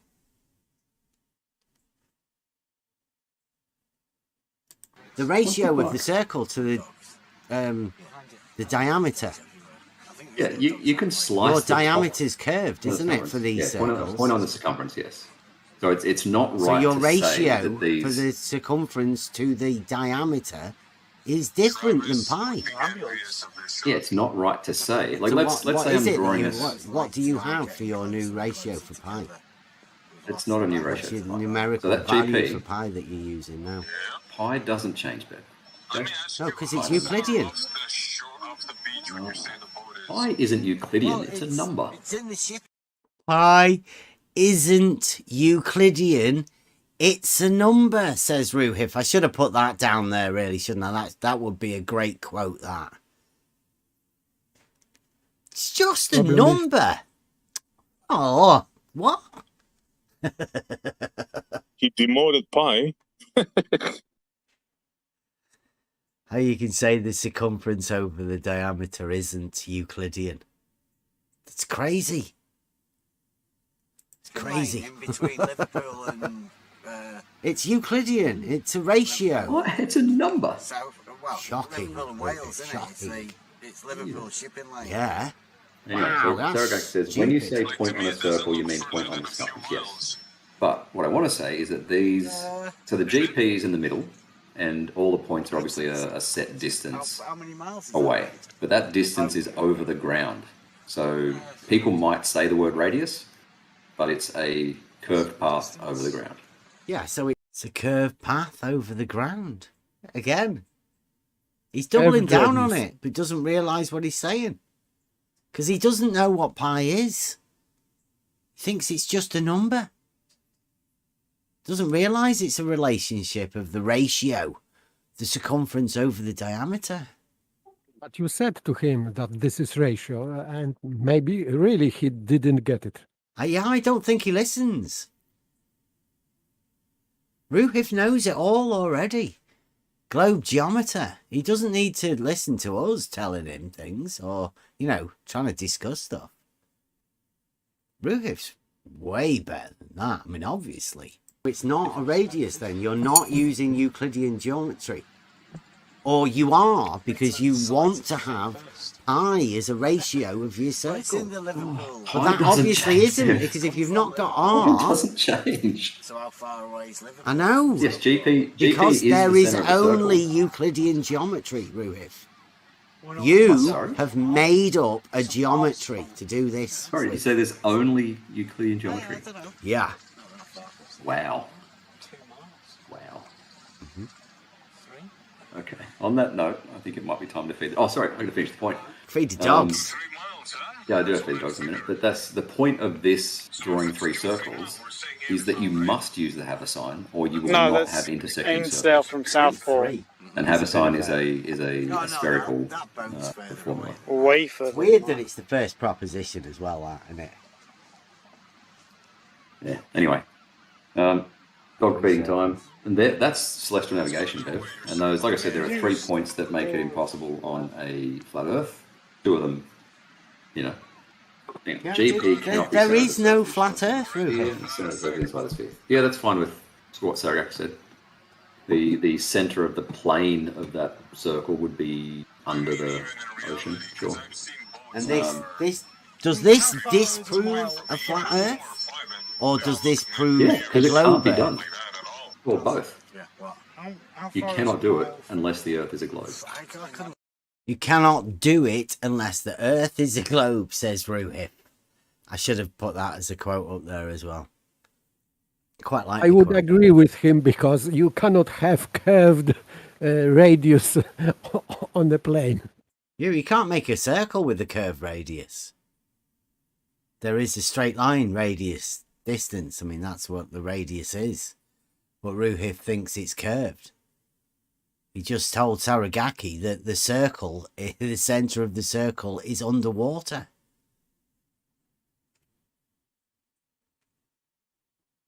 It's fantastic, some of the stuff Ruhif's talking about. Literally, you can't just do that. At 1 mile. It's near impossible. Anyway, time to feed the dogs. All right. See you soon. See you soon. We walked out a mile when we went out from there. Here you guys. Right now, that was don't know, a bit ago, and this one now is an update. This is maybe a couple of days later after the other one, and we're going to try and get a bit further with our understanding of this celestial navigation. We try and delve a little bit deeper into it. So here we go. Rufus, yay! Where is it again? Where is to be reading again? Agents. Agents, okay. It's the second one. Like the first one was like a technical thing, and it just doesn't sound right. Yeah. Makes logic sound, and I've tried to dumb it down. You still have to use antecedent and consequent. Can't get away from that. Yeah. How are we this evening? You're late, are you? You fed the dogs? No, that's another 20 minutes away.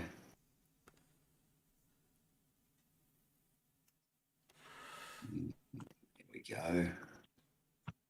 Don't know why my voice said reset. I think Discord had an update. I think that might have been what I had last night. I think Discord did something, and Steam. They both just wanted to do an update at the same time. Lovely. How's your debate? I think did you post a thing saying that your debate is on now? It is definitely on. Sweet. I think it's in the middle of the night for you guys, though. Oh, when? It's late at night for you guys. It's 20th of July, 10 a.m. 5 days for me. off.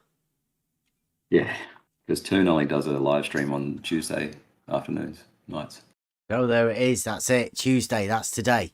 The debate, or whatever this is that we're talking about, is going to be today later on. The Great Ruhif Celestial Navigation Demonstration. Okay. And we missed out on this week, so yeah. Good. How's your video going? It's almost done. Like, I've got the bulk of it done. So I'm a bit worried it's going to be more than 15 minutes, though. I have to cut some bits out. Yeah. How did you do with your pie problem? I don't think there's a pie problem, Bev. You don't have a problem with pie? No. It's because it's Euclidean in it, and it's fucking great. No, it's actually spherical. Pie. Ruhif thinks pie is now spherical. Interesting. That's how he deals with it. You don't need a different number for pi. 3.14. Right. It doesn't change. Because it's Euclidean. It's a straight line. No, it just doesn't change. Straight lines are straight. Like traditional straight. Okay. So you're not going with that, because I'm just cutting a video. I was wondering whether to send it to him to let him know. Do you think he'd pick up on the pi problem? There's no pi problem. Maybe you can teach him how to do celestial navigation. I don't know anything about celestial navigation. It's just measuring an angle as far as I'm concerned. Yeah, that is the debate, though. Yeah. Well, I was going over that conversation we had just a bit earlier. And the angle, you both adjust angles. Yeah. But does anybody know that? I bet anybody else doesn't know that. Part of the process. You measure an angle and then you adjust it. And you make adjustments, yes. And then? And then you work out your distance from the GP, and then you plot a circle of equal altitude. Distance from an angle? Yeah, you translate the angle into a distance, yes. After. Do you like that one as well? You translate the angle into a distance. We've been saying you can do fuck all with an angle. Well, Ruhif, just translate it into a distance. Does he ever mention the magic book? Oh, well, we have to listen. But, I mean, yeah, he just translate angles into distances. Uh-huh. Well, not to say that we haven't already been doing it, but I'll go over this. Yeah, they're adjusting it. Yes. How do you translate an angle? I can show you the geometry for that. Let me post the geometry, one sec. Oh, nice. Get out of that. It's going to post the geometry for that. GeoGebra. And it is that one. Hold on, I'll post it. This is the geometry for the translation of a angle to a distance. Yeah, into a distance, yes. It requires the Earth to be a sphere, and it requires stars to be very far away. In order for you to use an angle to get... I still think it's impossible. So, yeah, it requires you to have a globe so you can use an angle and translate it into a distance. If you don't have a globe, you can't do it. Can't do it actually anyway, but I'm guessing if you can mentally construct this globe model that allows you to perform magic tricks with geometry, it's just literally just not possible. Well then, I guess the globe model comes in useful for some things. Okay. But not for this. Well, if you want to magic stuff up out of nowhere, right, and imagine that you are a globe hero, then you can do this, definitely. You'd be wrong, but okay. This is how he does it. We like to make positive statements around here, right?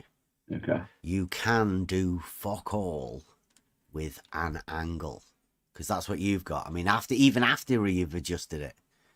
Can we do something with 3 angles?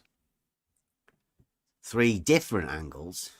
3 different angles. Yep. It's just 3 singular angles. Yeah. 3 elevation angles. 3 sextant measurements. I would say thrice. Thrice. I like it. You can do fuck all with an angle. 3 times. I'd say for that one, you could do fuck all with that one. You could do fuck all with that one, and you could do fuck all with that one. Me personally, figure out where you are. Yeah, I know, but you'd be wrong because you can figure out where you are in the Earth using those angles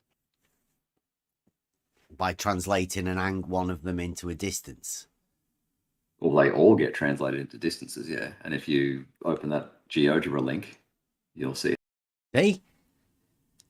You measure 3 angles and then you translate all 3 of those angles into a distance. Then you can tell where you are. It's magic. Globe magic. Ruhif's going to teach us how to do it tonight. See how it happens. How it works. Right. Well, I mean, I think I was going over something. Let me have a look. That GeoGebra link will be a star feature of my presentation. Star feature? Yep. You've done some good work on GeoGebra. I have. It's magnificent. Right,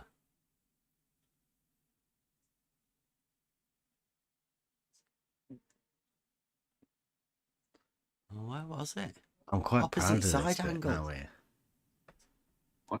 Yeah, the Ruhif and the opposite side angle. We did this a bit ago. It was on my tablet, wasn't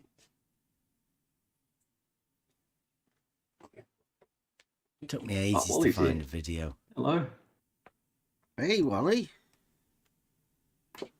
Oh, that was the fucking Starlink sighting last night, wasn't it? No. Well, this morning, actually. Wally's not in here. Come on, Wally. Come in and have a chat. Well, You should tell him that I'm here. let me have a look. I'm pretty sure we did a video about you and your opposite side angle. You still trying to sell that? The opposite side angle? I don't know what you're talking about, though. Do you actually think that... Right, so this is a clip of the opposite side angle that we're talking about right now. This is... I put this in afterwards. So we're talking about an opposite side angle. Ruhif didn't know what it was. This is maybe a year old. This goes back to the days of Ranty and putting rulers on pictures. That's exactly what this is. But I mean, I'll go back and listen to this, because this is pretty important. What he's doing. Opposite side angle. You still trying to sell that? Opposite side angle. The opposite side angle? I don't know what you're talking about, though. Don't know what you're talking about. Do you actually think that the side on a triangle opposite the angle is...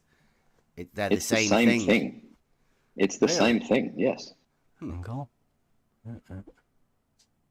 That's weird. They're proportional, right? Fine. Are they? That angle, right? Yeah. Is the same thing as The angle's opposite always side. the same in a triangle, right? Do the sides always say the same? Is that The right? angle that we're representing is the same representation as the third side. Yeah, but... Oh, the third side. Do you... Oh, the far side from that angle. The one opposite the angle. Yes. Right, it's now, the same thing. if the angle doesn't change... then the third side doesn't change. Are you sure? Yes.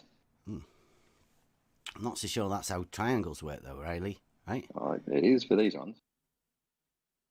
Did you hear that? A little bit of an Easter egg there.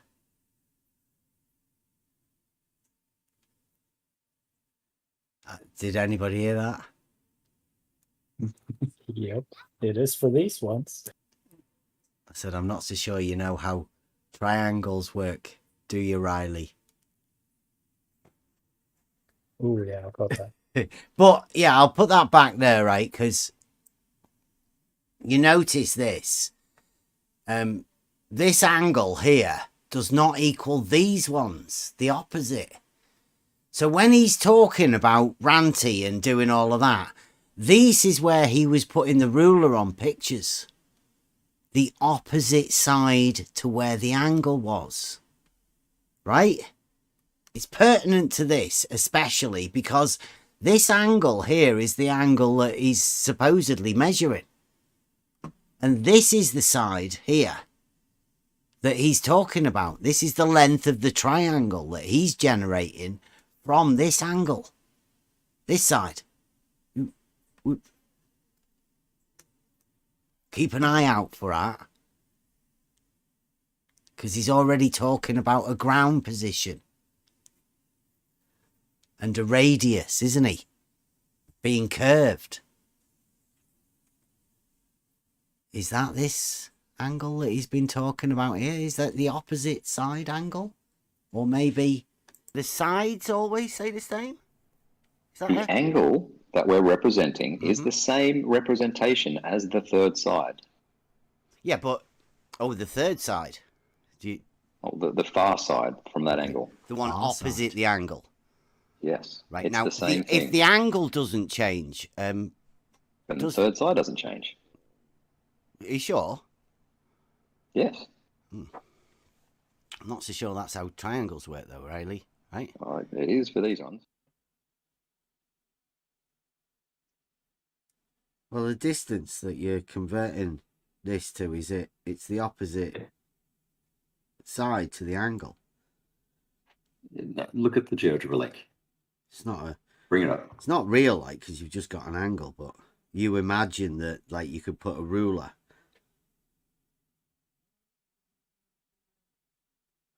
on a picture or something. I think you taught Ranty, didn't you? Open up the GeoGebra link and I can explain what it's about. I don't know whether this is the part where he realizes, I'm looking for this. or whether he still doesn't realize. Is it side angle thing? Quite Those three words together aren't making a whole lot of sense. Yeah, because well, yeah. There you go. This angle does not equal these lines, Ruhif. Xenophobe. That's why I call it the opposite side angle. Because it's opposite, the opposite side to the angle. Right. I call them isosceles triangles. And we know what the angles are, don't we? What angles? Well, that angle beta in the middle, right? Do we know what that angle is? Yeah, because we know the ratio, don't we? It's the ratio of the distance, the vertical to the horizontal. That's the ratio. Yeah. Right, which means we know what the angle is in the middle. This is going back like 2 years, isn't it? Yeah, that's what I mean. Like, are you still trying to sell this to people? Yeah, well, not recently, but I mean, like it's still because true. when you measure, he did say, yeah, he is still trying to sell this to people. Ruhif, the great globe geometer, is still trying to sell. You can get the opposite side to the angle. But it's one fatal mistake he's done here. And that might be coming apparent. This is what he did with an auto level and stadia hairs. When you measure the angle, like that angle there, and you say you translate it to a distance, which distance is it that you're translating it to? In celestial navigation, or are we talking this? I just like, we know, yeah, whenever you do that. Yeah, well, bring up the GeoGebra link and you'll see why Is it the distance it is away? It is the distance over the surface of the Earth. Okay, so it's the other side.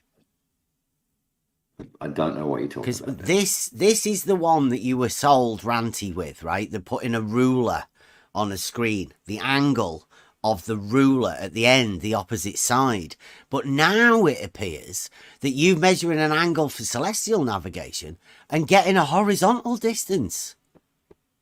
Not a horizontal distance, a distance over the surface. Yeah, but the other... Do you get it now?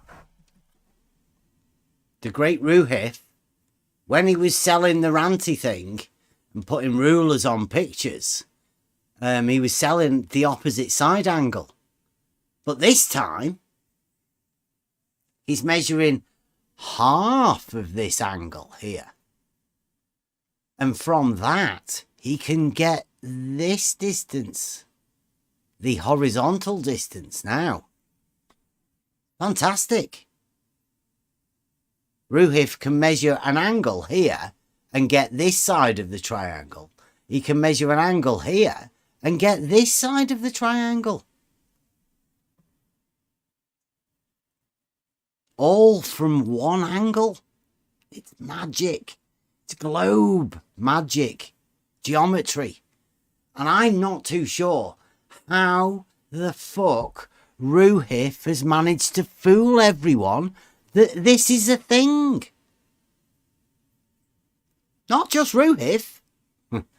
Quite a lot of people.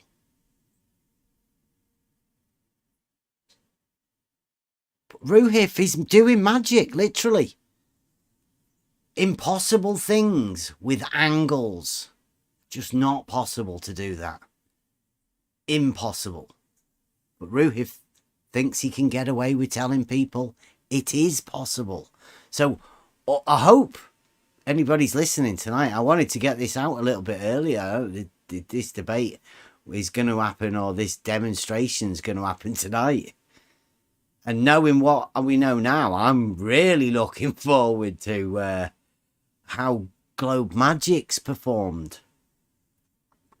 Because Ruhif does think he can get these distances here. And like he's just said, this distance, he's already told you he thinks it curves. So we can measure an angle here and stolen concept, like, tell you the distance of a curved line. It's even better. Shout out Ruhif, the globe geometer. We would be looking for a globe hero. Turns out Ruhif's here. Side, right? Again.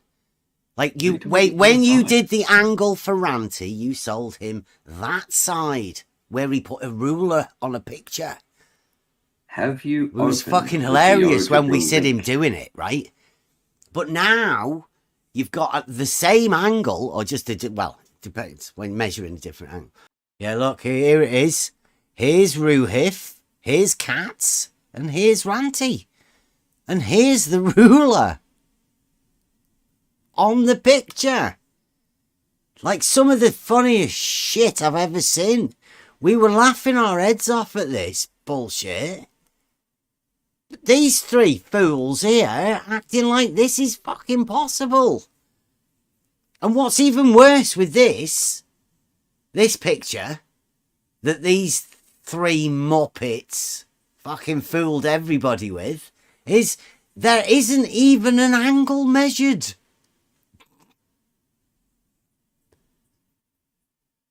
These muppets sold everybody a ruler on a fucking picture.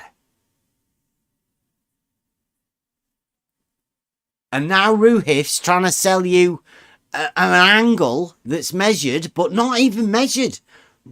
McToon hands the angles out. You don't even need to measure the angle. And these people can do some calculations and tell you how far a curved line is away from you. They're a joke. But you've got using that angle and now you're doing the other side. So there's that adjacent side to the angle that you're measuring and you can tell how long it is. It's impressive. Have you opened the GeoGebra link? No. No, why not? Because I'm just trying to do it basically. I'm trying to work out in my head now how you can magically derive the length of the sides of a triangle when you've only got an angle. No, I've got the ratio of the distance to the opposite side there, to the the measuring rod. See, the problem with that is, Ruhif, you need to know either the horizontal distance or the vertical distance in order for the Stadia metric range finding to work. To know the angle. It's not beta. about the angle, Ruhif. It's about the ratio of the vertical to the horizontal.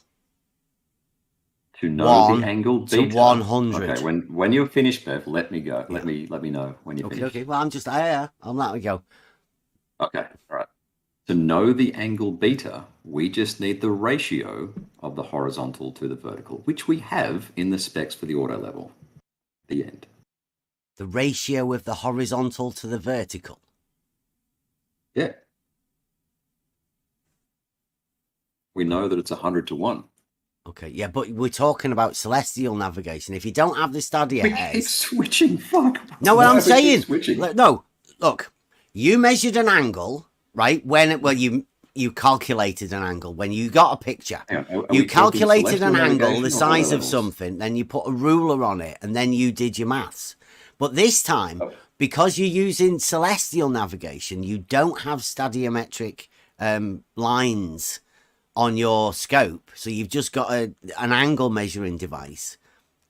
Now you have to work out the horizontal distance. We're talking auto levels or celestial navigation? I'm talking about your celestial navigation. Okay, so open the GeoGebra link. No. Okay. Okay. I didn't want to give a spoiler away for the GeoGebra link. Because I knew Ruhif would get upset. The GeoGebra link is very proud of it, and he will be unveiling it tonight. It's going to be the future of celestial navigation for the globe. I'm hoping it gives you the horizontal from the angle. Like it shows some way that he does that. But I mean, yeah, it's coming up here now. Have you put some sort of a bug in there or something? You seem very keen. Just put a picture up of something. Let us know what you want to. Yeah, well, it's got sliders in it. I will post a picture though. Hold on. 1 second. Come on. There you go. Like, do you like Wally's toothpick tangents? There we go. Yeah, so if you open the link and you can play with the slider or both sliders.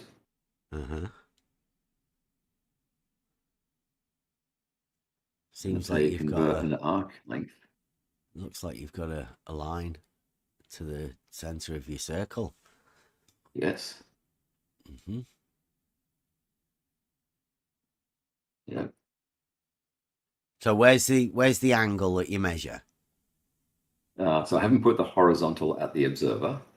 So the observer's at the 12 o'clock position. Now this is on the good. top. Imagine a line. Yeah, on top. Yeah. So imagine a horizontal for him. It's the angle between that horizontal that grid and the line. yellow line. Yeah. That grid line's already there, isn't it? Yeah. So that'll do. Okay. So the angle. Look. So he said, imagine a horizontal at the top, and I said, I like the horizontal grid line that's already there. Because there's not really much point in imagining a horizontal that's there on the grid if it's already there on the grid. That is literally a mathematical horizontal. This whole grid system, verticals and horizontals, that's what this grid system is. All of these verticals, mathematically, they're parallel. All of the horizontal lines on this grid, they're parallel. That's why I say, mathematically, all horizontals are parallel. Like this graph shows, and like Ruhif says, he didn't draw the horizontal on there because there's already one there. There's no point in drawing a horizontal on that. But you've got to pay particular attention to what's going on here as well, geometrically. That horizontal grid line, we can imagine as a horizontal. For the observer, yes, because he's at the 12 o'clock position. Very good. Okay. So the angle between that horizontal and the yellow line going to the star is the elevation angle to that star. Okay. Yeah. Okay. And because stars are very, very, very far away, that is also parallel to the line from the GP to the star. See, it's very good mathematics, right? You measure an angle to a light in the sky, and then you can say, oh, light, thou art so far away, I can imagine that the light is parallel. And then you can see, you can imagine that the light goes to different places. Obviously, like somehow, some sort of magic trick that you can do mentally allows you to imagine that this light is the same light in the sky. It's brilliant the way it works. Really is.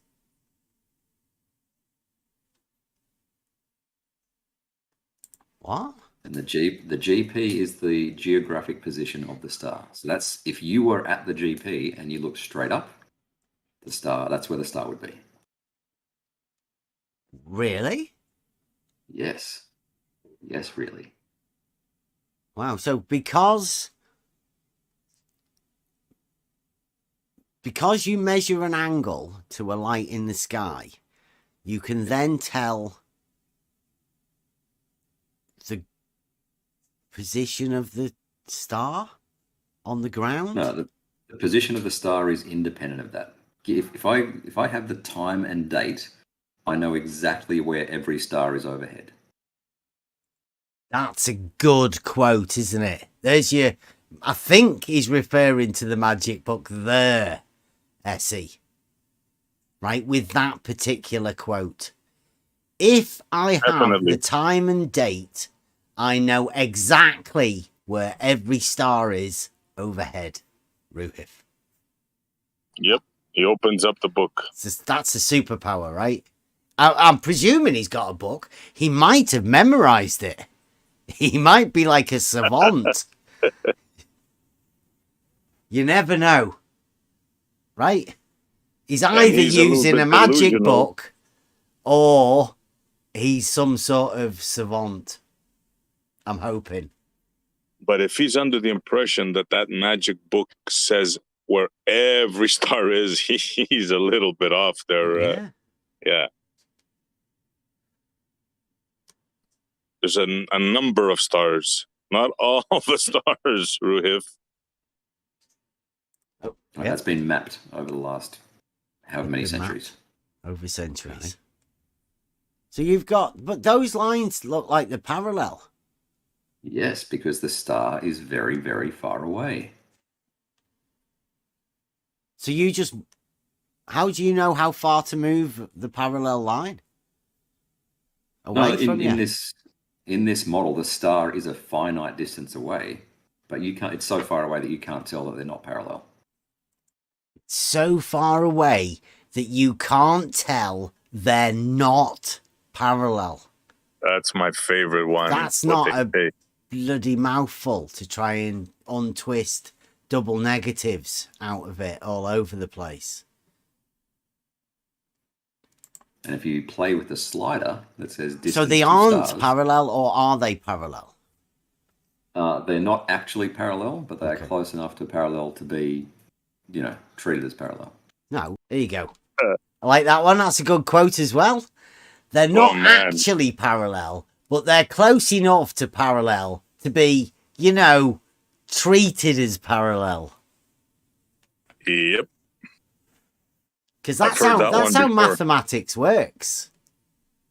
As long as you're close enough, you're good. Just round it up. Let's round it up to parallel. All right? It's close enough that we can just round it up to parallel. Because I'm sure that'll work over vast fucking distances. Not. I'm pretty sure there's an axiom. Maybe number 12. Sorts that out, but I mean, who knows? No. Parallel is parallel. If not parallel, they're not parallel. Okay. So are they parallel or are they not parallel? Or the geometry within a margin of error. For what geometry? Infinitesimally. This geometry that's on the frickin' screen. Euclidean geometry. Yes, this is Euclidean geometry. Yes, this is Euclidean geometry because it's a circle and parallel lines. Seems to know a little bit about Euclidean geometry, but I mean, yes. Yeah, because that's the only geometry that has parallel lines, isn't it? There are concepts of parallel in other geometries. There are concepts of parallel in other geometries, says Ruhif. Has anybody ever seen any of those definitions or concepts of parallel? They might not have definitions. They might just have concepts in other geometries. I'd still love to see one of those concepts of parallel in other geometries that You have to don't be have drunk for parallels. those. You have to have drunk a lot of liquor. Yeah. It's interesting, the ideas that people have that we don't understand geometry. And we do keep it as simple as possible so people hopefully can understand when somebody's bullshitting them. Ruhif is showing some grade A bullshitter here at the minute. And we have bullshit detectors. Geometry is one of the best. Well, in reality, like Euclidean geometry is what we use because there are actually parallels, right? You've even using them. You're even using them in your drawing. Yeah, Euclidean geometry has a definition for parallel. Other geometries have definitions for parallel that are different. There you go. Gets better and better, doesn't it? I've Euclidean heard geometry has a definition for parallel. Other geometries have definitions for parallel that are different. Ruhif, 2022. My Never, God. never seen these. No. This new. No, but I mean, Ruhif said it, so they must be out there because Ruhif is one of the most honest globers there are, right? And he's going into a debate tonight about this. So, I mean, anybody quite willing to ask Ruhif for the definitions of parallel in other geometries? I'd love to see them. I've put these clips on here, right, in case anybody wants to get a clip from any of these videos. Then they can take the clip of Ruhif saying it, and the quote will be on screen. I'll have to go over a few of the old videos to get a few of these quotes, because I quite like these. I like this new video system.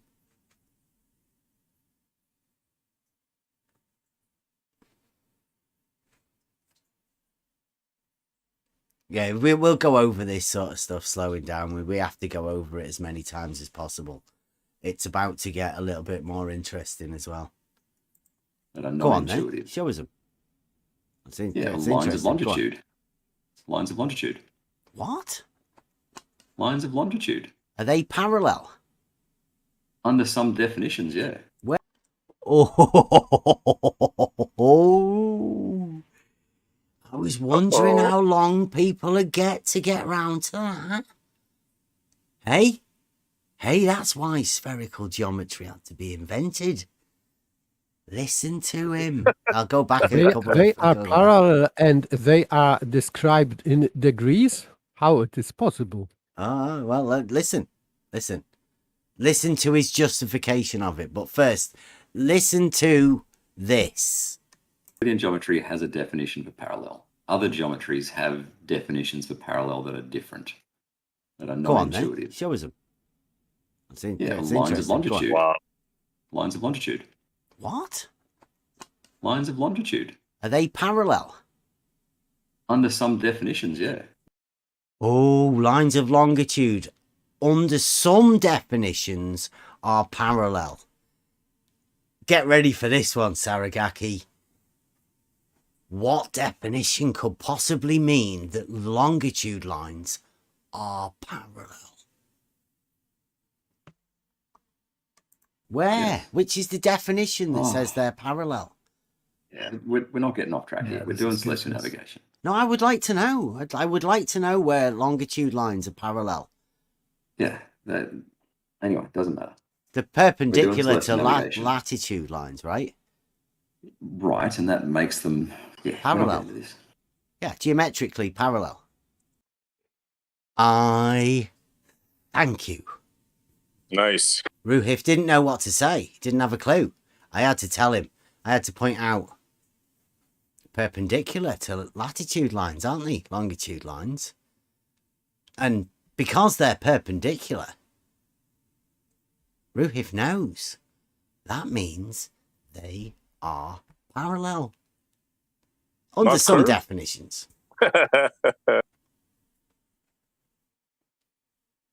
I lost sound, but I imagine you just went over the compass settings. Yeah.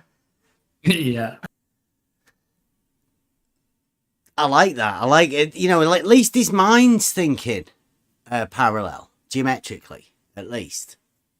And that's good, right? Yeah. Because then it's admitted. Because they are parallel, then they have no perpendicular. Yeah. And of course, all of them have to be parallel. The relationship is parallel, yeah. That's good, Ruhif. Yeah. Thank you, Ruhif. Right, and that's kind of the definition that we're I getting. didn't realize it. Yeah, it's kind of the reason we're here, really, isn't it? You've even using them. You're even using them in your drawing. Yeah, Euclidean geometry has a definition for parallel. Other geometries have definitions for parallel that are different. Work of art. That are Go on non-intuitive. then. Show us them. Lines of longitude. Lines of longitude. What? Lines of longitude. Are they parallel? Under some definitions, yeah. Where? Yes. Which is the definition that says they're parallel? Yeah, we're not getting off track here. We're doing celestial navigation. No, I would like to know. I would like to know where longitude lines are parallel. Yeah. Anyway, it doesn't matter.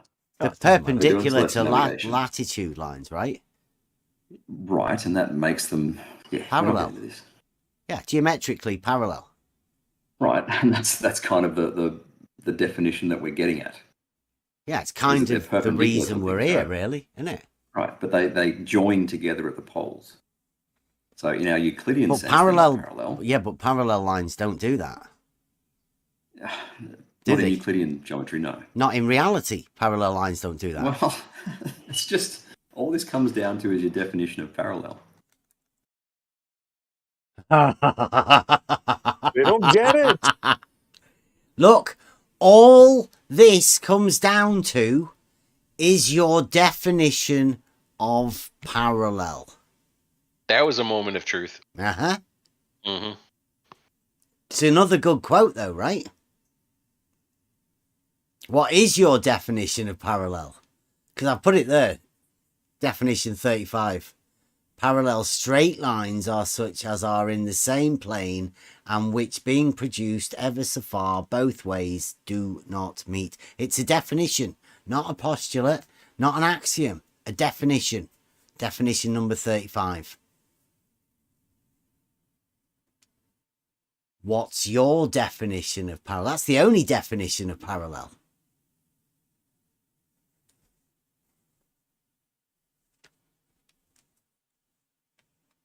This is really Interesting, good. though, Ruhif. Yes. Interesting. Really Which telling. is straight lines. Oh, Bev, we're not getting into this. If we keep going with this, I'm just going to go. Well, we can talk about celestial navigation. Look, if we keep going with this, I'm just going to go. I'm going to take my ball and leave this place. If you carry on telling me about parallel lines being straight.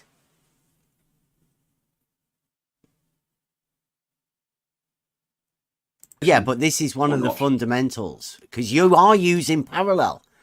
Now, are they parallel or are they not parallel? Because you say you're using parallel, but you don't actually think they are parallel.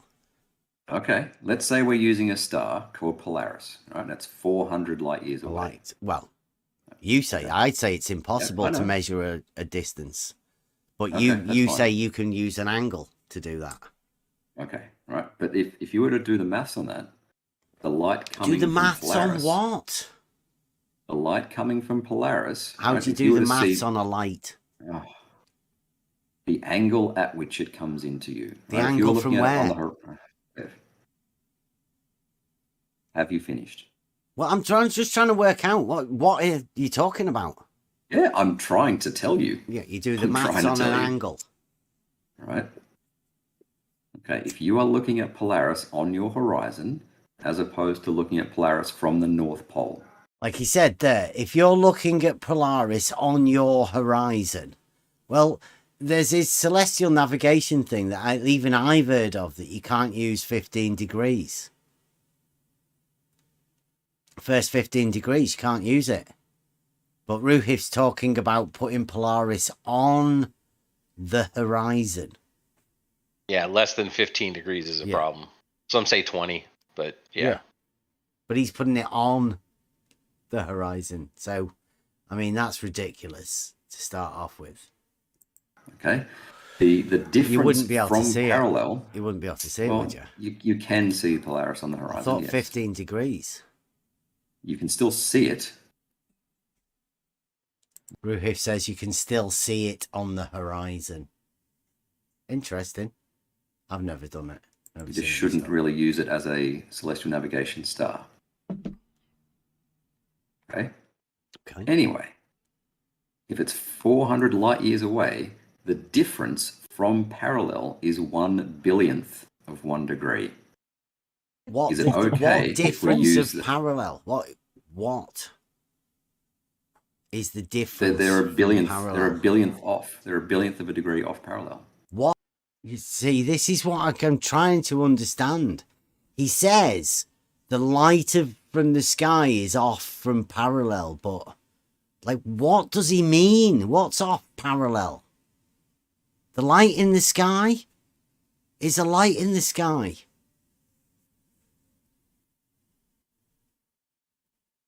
He doesn't even know what parallel is. He doesn't know what it means. Makes his own definitions up. It's crazy. What are a billionth of a degree off parallel? The lines of sight, the light coming in between the observer that sees it on the horizon versus the observer that sees it overhead. He does. He seriously thinks that if you look at a light in the sky and I look at a light in the sky, then they're parallel. Even if, let's agree to him for a moment that you're seeing the light on the horizon, I'm seeing the light directly overhead. Yeah. It's still parallel. Parallel to him, yeah. It's crazy. Wow, really. Yeah. Like that mental concept. I mean, try and picture that. That to Ruhif, they're both the same thing. Look at Rumpus. Rumpus is the same again. Except Rumpus has to put in a moron thing. Polaris is a point source, therefore all the light is parallel. You're an utter moron, Rumpus.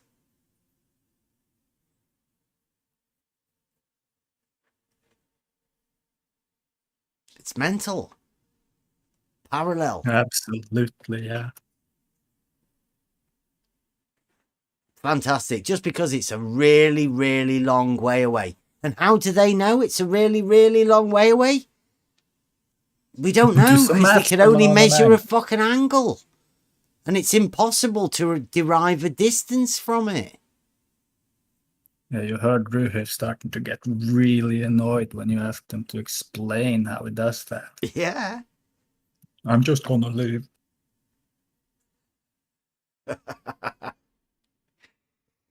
Rumpus, no doubt, put it in your video. When you do your video about your Bedford level test, Rumpus, experiment, I've heard Triggered Limey's going to be your cameraman. So, yeah. Put it in your video, Rumpus, that you're going to do. Or you may have already done it. When are you putting it out, Rumpus? That video. You were nearly finishing it 3 months ago. So you must be really finishing it. Must be polishing it up. Really good. They're both looking at the same light in the sky. Yes, and if it's 400 light years away, then it's ridiculously close to parallel that we can just call it parallel. Okay. We can use parallel lines in our geometry. Is that okay? I would. He wants to use parallel lines in his geometry. But, I mean, yeah, that's what you're thinking of. How much, like, you know, the goal of celestial navigation is to work out where you are, right? There you go. Ridiculously close. How about this one? The goal GPS. of celestial navigation is to work out where you are, right? Says Ruhif. Right. Not where you're going. That's right, isn't it? Well, triangulation requires a triangle. And if the goal of celestial navigation is to work out where you are, right? You're talking. See, he repeats it. That's not me cutting this video. He says it again like he's been told to say it. He needs me to agree. The goal of celestial navigation is to work out where you are, right? So by not answering the first one, he comes with the second one. Says the same thing yet again. And about parallel lines, I mean, do you ever make a triangle? Is it ever possible for you to make a triangle? The goal of celestial navigation is to work out where you are, right?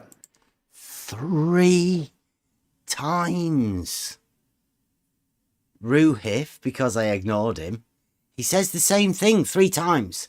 The goal of celestial navigation is to work out where you are, right? Word for word. 3 times. No. I say no. I'm with Essie. Yes. Now, Well, if where you're you're a going, billionth I'd of a say. degree, I think you should already know where you are. You want to know where No. you're going. celestial navigation tells you where you are. There you go. Well done, Ruhi. It's like a GPS system. It tells you where you are. Celestial navigation.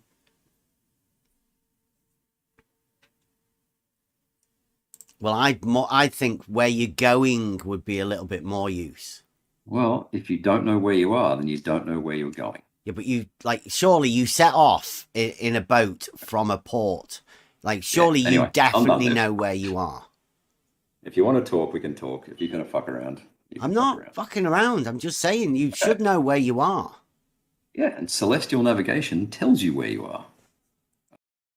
There you go. Again. Unbelievable. Another confirmation. I mean, it's the whole point of celestial navigation to Ruhif, to tell you where you are. It's an ancient GPS system. If you're ever stuck and you want to know where you are, just get celestial navigation out. You find out where you are. Fight the Flat Earth says he can do it with a plumb bob. Swing it. Just swing a plumb bob, and he's told it to his kids. They can tell where they are. Exactly. And it all requires a globe funnier. model. The pendulum. Yeah. Okay. Oh, we'll finish this. Nearly finished. Okay. Does it let you know where you're going as well? No, that's up to you, Bev. Anyway.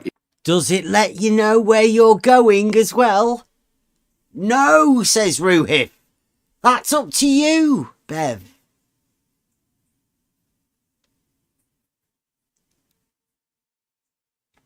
Ruhif and celestial navigation.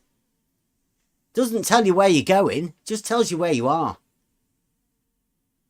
So what you have to do is you just have to head off in any old direction and then do a bit more to check to find out if you're where you wanted to go to. And then just randomly head off in another direction to work out if you're in the right place or not. If you're a billionth of a degree off, then the position fix that you get at the end might be a couple of millimeters off. Is that an acceptable error? Where's your triangle? If it's a billionth of a degree off, then our position fix might be a couple of millimeters off. Is that an acceptable error such that we can treat those lines as parallel? Wait, where's your triangle? No. All right. See you. See ya. He's gone. After me asking him, where's the triangle?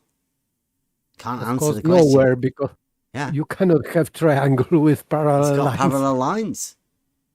And yet he's wanting to do navigation using triangulation with no triangles. Only one angle and parallel lines. I was gonna say, even if he has an angle, like granted he has an angle, even then he only has an angle. He has no triangle. Yeah. That's why we say you can do fuck all with an angle. They all know this. I mean, look at them all in the chat. All the head teams out there. Even Beddy's brave enough to show his face in the YouTube chat. Finish this. There's only a couple of minutes left.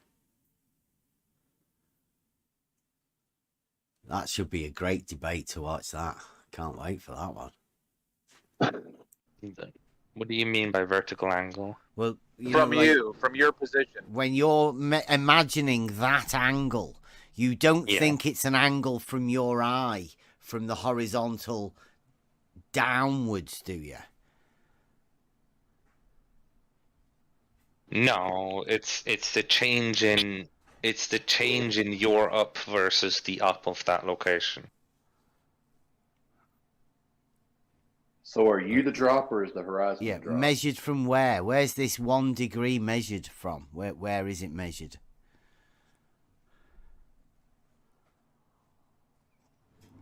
Well, it would be the difference in the horizontals, or the difference in the verticals, the difference in two lines that are established the same way. I don't know yet. Sounds confused. The difference in the horizontals. Yes. So it would be the difference in the horizontals, different in the plumb lines, different in the in the verticals. All lines would have a 1 degree difference at 69 miles. It's like all of your lines, your plumb, your horizontal, your vertical, all of these lines have been shifted by 1 degree when you've moved 69 miles. There you go. So that's what they do. The 69 miles to 1 degree means everything shifts a degree. I don't know what that means exactly, but that's what they imagine. Because you can measure a light in the sky dropping 1 degree if you move 69 miles away from it, 69 miles horizontally. They imagine that verticals move 1 degree too. This globe. All lines just change a degree.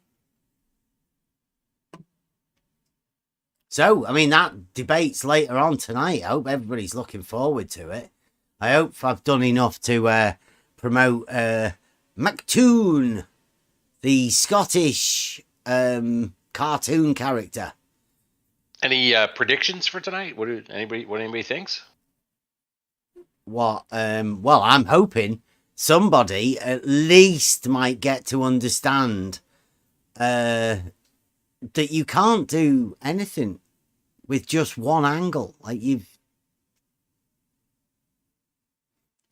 sorry, I like to be positive. I don't like to put a can't there. You can do fuck all with an angle. And McToons is just handing the angles out. And he's going, here you go, people. Do something with this angle. Or these angles. I've got 3 of them. I have 3 angles. They're not part of the same triangle. They're just 3 angles. Oh, I'll add to that and say that none of those angles are even part of a triangle whatsoever. Now, Betty, get it right, please. Don't be quoting me in the chat and getting it wrong. It's you can do fuck all with an angle. If you put a can't in there, it's different, isn't it? Can and can't are opposites. Double negative, baby. Yeah. You should know that at least. Yep. You are the guy. Are you the guy with the dodos? Who asked that? Yeah. Betty's the guy. I've got it wrote down on my board. It says, there are dodos in my mind. There are dodos in my mind, quote, Betty. So there are no dodos apart from in Betty's mind. And sometimes that's enough for people, like Brenda was saying. Sometimes that's enough for people to magic things into existence. So I'll put that video out tomorrow sometime. Well, I'm hoping you guys can do lots of things with angles, and we're going to see it all tonight with Ruhif doing it. All I know is Euclidean geometry, and if you've only got 1/3 of a triangle, then you have one angle, and you can, within Euclidean geometry, you can do fuck all with that. I mean, you could adjust it, take a bit off, add a bit to it. Show it off to your friends. Yeah. Yeah, you could definitely show your friends. You say, look, I've got a collection of them here. Like train spotting, you could just go around collecting angles. Hey guys, I got 112 today. Oh,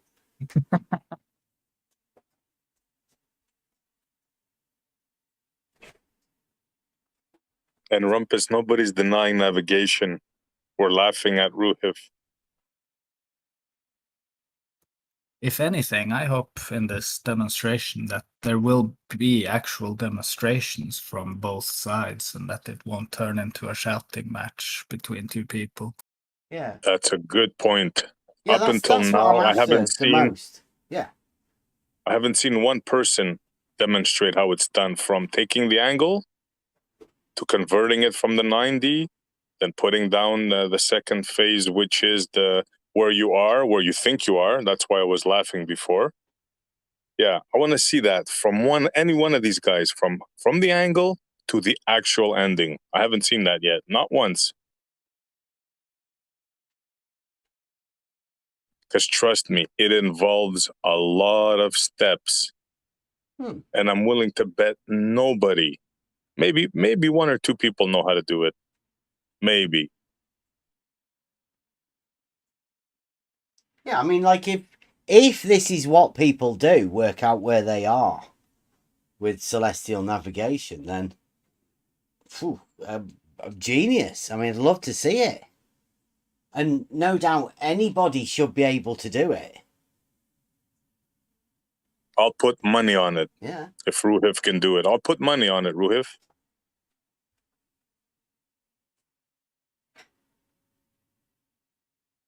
Correction to this, correction to that, then go here to this side, turn this page, correct that, then go back, add this, minus that, subtract. No chance in hell you can do that, Ruhif. No chance in hell. Ruhif made it sound dead easy. You just measure 3 angles, you convert those into circles, and then when the circles intersect, bish bash bash, that's where you are.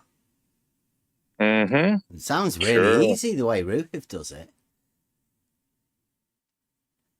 Then all those professional navigators I seen do it, they were probably all wrong. Okay. Got it. Saragaki the Logician does logic. Get a bit of recognition there, Saragaki. Yeah, I like it. I'm having that. Yeah. I'd agree with that. I mean, like, definitely. I mean, you don't really need to do much sort of logic to be a logician. I don't think.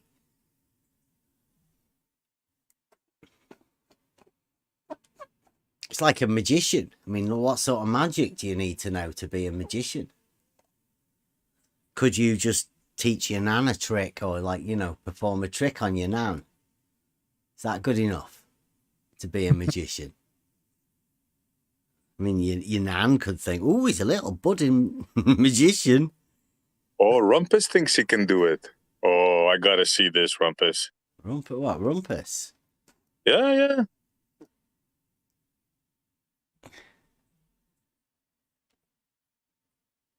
It's an ignorant moron. Well, I mean, yeah, I am. I must admit, I am ignorant to it, Ruhif.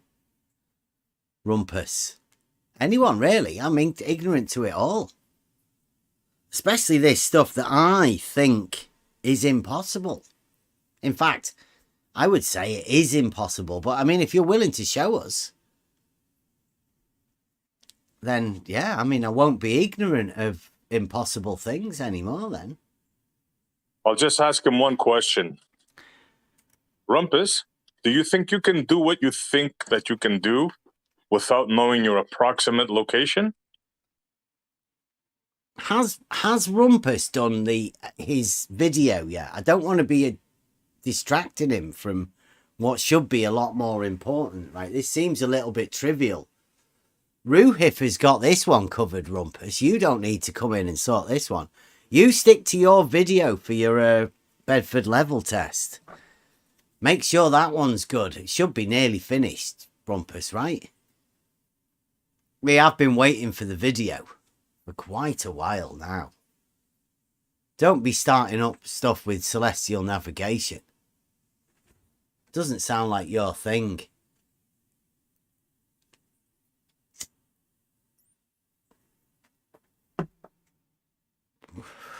Everybody thinks you just draw a line, take an angle. There's a big process. I mean, are you like? I don't know, I don't Essie. think I don't anybody has a want to clue. end up into a thing if you know the amount of work that is needed. You will end up having to do unless you want to have a go at it. Because somebody will ask you if they want, you know, you'll have to go and join in and do McToons's thing. No. I'm not saying that I know I'm an expert. I'm just saying I've checked into this, and it's not like what they're saying. These angles, there's corrections. They got to look in books. They got to look at different stars. They got to add. They got to make this row on this side, then that row, and I'm saying, from what I've seen, I'm willing to put money on any one of these guys. Will take a boat. We'll put them in the middle of the ocean. We'll bet, I don't know, whatever they want to bet, 5,000, whatever, open bet. Ruhif or Rumpus, they will never find where they are. I guarantee you. Open bet. Nah, I wouldn't do bets. It'll end you up like Robotham. I do have some good news here, though. Check this out. This is boom, Betty. Betty wants Saragaki to take him through his proof step by step. Saragaki says, maybe you should come back and have a chat. Betty says, name a time and place. Saragaki says, you know where we are. Come any time. And Betty says, maybe you should come back and have a chat. Okay. So the great globe logician is coming round to have a look at the vertical and horizontal proof. I hope so. Yeah, Saragaki was saying just earlier today, you know, we're just sort of tightening it up, right? Putting a little bow on it. So that's perfect timing, Betty. I really think that's great. Because what we can do now is Saragaki's put all of the pieces together and putting the little bow on it. Then we need to be able to find some way to present it. So if we can find a nice, quick, concise way of doing it, Saragaki, then we can make it into a nice little video. I think it should go well. That'd be real good, yeah.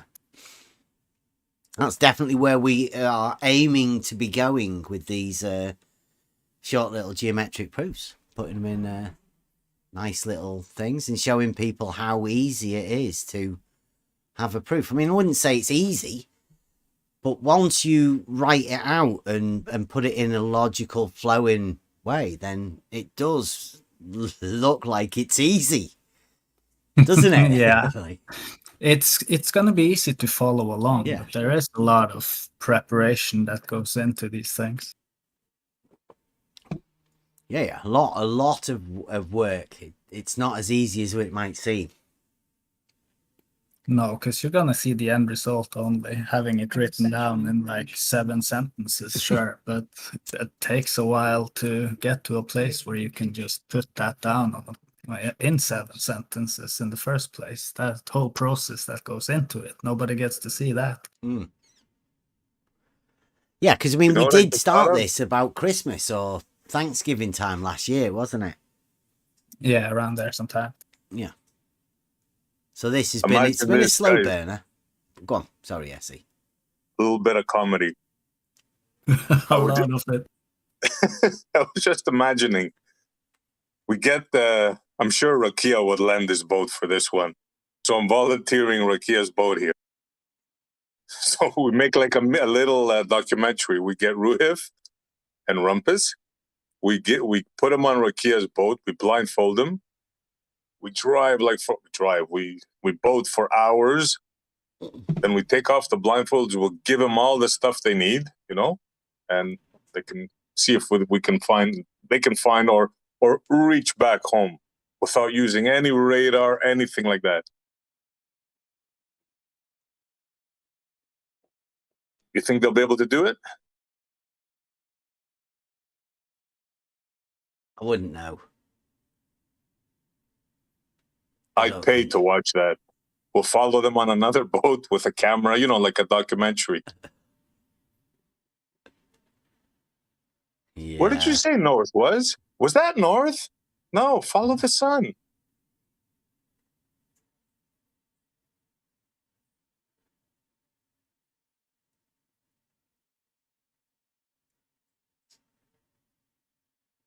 Wow, the chat's going nice, looking good tonight. We've got all the superstars, Globe Earth Logicians. We've got Rumpus and the Great Bedford test. He's going for the double. Not the double. He's not doing reciprocal. He's just going for the nutsack. Full drop in one distance. Never been done before. Nobody's ever felt that brave. Always been talking about the hump. Rumpus is bypassing the hump, going for the full drop. Nutsack drop, as we call it. Yeah, and nobody's saying they haven't done celestial navigation. What I'm saying is these guys can't do it. They don't know what it is. They can't describe it. They can't show it. These guys, not the people that have been doing it for thousands of years. Yeah, the problem is it's called celestial navigation, but as you've just heard, Rumpus thinks it's to find where you are. And I said, can you use it to tell where you're going? And he said, no. So navigation would, to me, suggest navigating where you're going. But apparently not. It just means finding out where you are. Well, look at that. We got a shiny new boat. Oh, shout out look at that blue light on it as well. Oh, jeez. Here you go, Ruhith. Rumpus. Is that neons? Is he got to make everybody wear white t-shirts? Glow in the dark.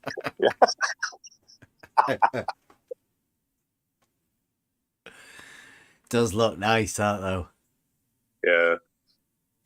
Rumpus and Ruhith navigate back to the Cajun dock, which they once started. Will they make it back?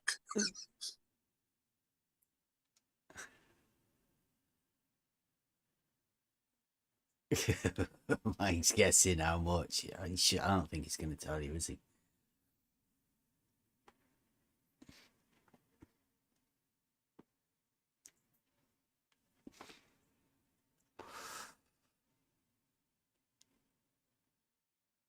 Yeah.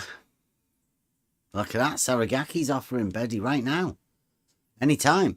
It might be a little bit late, Betty. I mean, it is. Yeah, it is about to be midnight. So. Yeah. 11's is.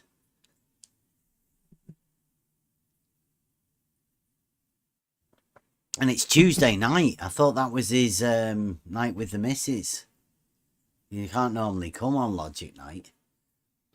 He had to, of course, go and remind everybody that we've already discussed my previous proof, which wasn't actually a proof. Remember how he agreed, though, that if we just put if and then on it, then it was valid. So, yeah, we've discussed things before, baby. You know you can come anytime. To be honest, adding if and then, it's a rather part of rhetoric. Yeah. Not really formal. But okay. Yeah, we'll give him the benefit of the doubt. That's what it's called. He's free on Tuesdays now, so next week, Logic Night, we can prepare some logic. Betty, can you do us a favour? Right, if we're going to do that, can you, Betty, bring some logic that states that horizontals aren't parallel? If Saragaki has to do one to show that perpendiculars, can you do one to show the opposite, that it's not that? Yeah, I think that's only fair. That's a good point, Bev. Yeah, he can't just come over here and criticize of his own. He should be able to come with an example of what he requires as logic. Yeah, that'd be nice because, like I said in the chat earlier, I feel like it's a bit dishonest of him the way he's speaking because he's the one who mentioned my proof of horizontal being level. So Yes. he's obviously heard about it, but he's saying, no, I haven't seen it. You have to present it, write it down, blah, blah, blah. Like he hasn't seen it, which he obviously has. So he already knows then, in his mind, what's wrong with it. So it should be no problem for him to write up a proof for the opposite, just like you said. Yeah, it's like, I mean, could we call it, would equivalence be sort of the theme of what you were going for, right? You were showing that things that are equal to the same thing are equal to each other. Mm-hmm. So could that be like an equivalence proof? Yeah, we could call it that, sure. Yeah, right. So in order for Beddy to come, he would have to be able to say why the equivalence proof isn't a proof of equivalence, right? Yes. There you go. Beddy, you bring the idea to show how, I mean, like, you've seen the old one, right? Well, he's going to be doing it and just tarting it up a bit.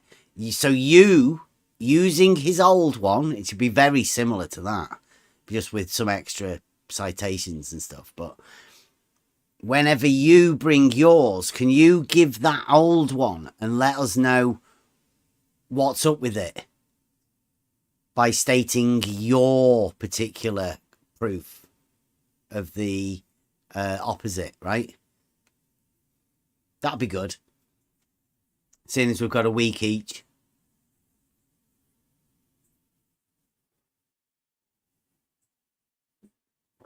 So you will show a valid argument then, Beddy?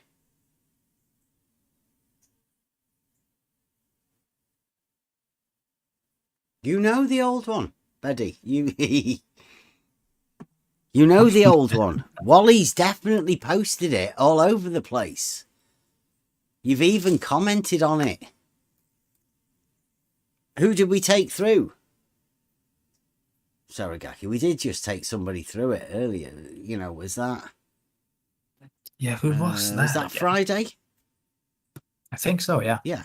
It was I Can Science That. Or was it a little bit earlier?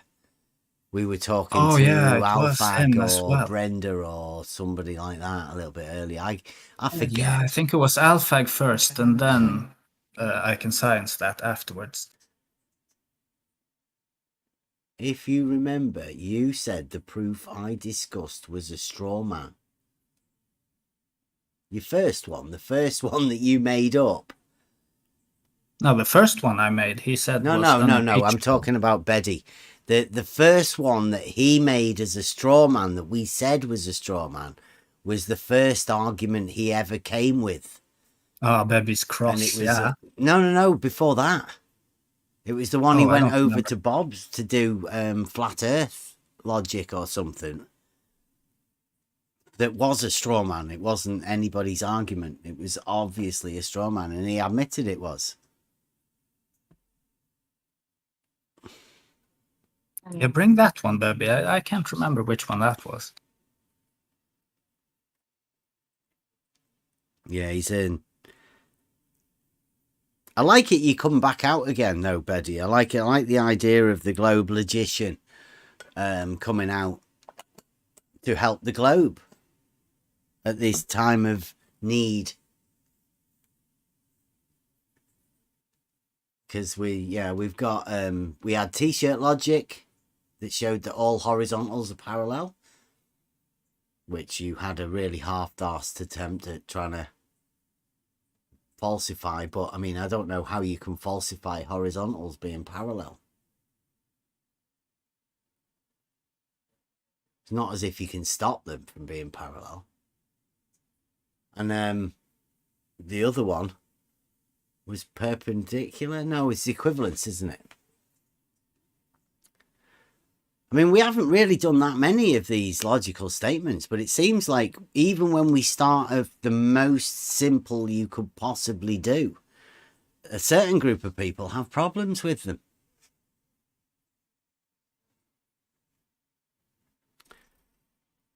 Entertaining. I can understand if someone has like a confusion and needs some clarification and or explanation. That's fine, but to simply say it's wrong with no substance to back that up, that seems a little disingenuous to me. Mm-hmm. Yeah, especially when you go to logic. Because logic is simple. It should be simple. We aim to make it as simple as possible and as understandable as possible. Seems to be a group of people that want to make it as awkward to understand as possible. I used to say to my missus that sometimes that maths, they teach it so it's difficult, so people can't understand it. And a slight shift in the way it's taught makes the learning process a lot easier. And I get the feeling that there's a group of people that are just obfuscating because perhaps they don't understand it and they don't want other people to understand it. Perhaps it's the model that dictates that they have to try and obfuscate it. I do believe you're not far off with that last one there. Mm.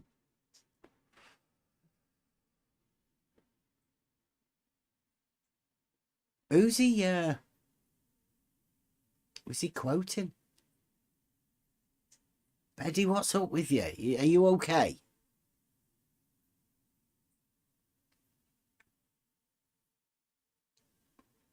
Is he talking to himself? There is a quote in there. Can you see that? Betty's just put in there. I do remember the statement, but I'm not sure it was Mike who said that. You may want to double check that, Bebby, before just saying it was Mike or prove it somehow. But I do remember the statement. It was said in voice, though, so it's going to be hard to find it written down by anyone.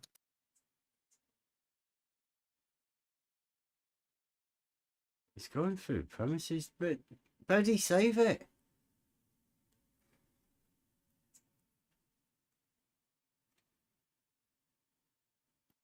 Oh, again with this.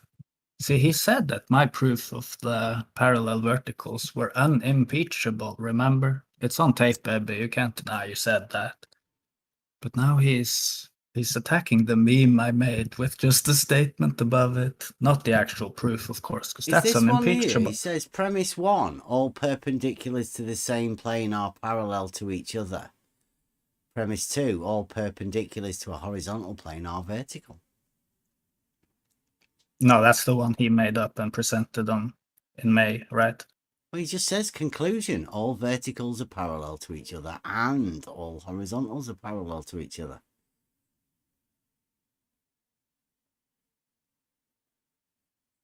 Is that good for you then, Betty, being a logician and a geometer? It's interesting, Betty, that you do that.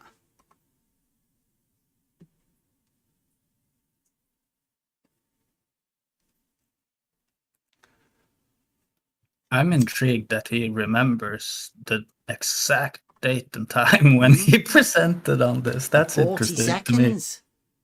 to the second. I was thinking the same thing. Yeah. And fast too. Bam. He's got a lot of quotes. If you're after anybody who does quotes, he's your man. I think he's writing a biography or something.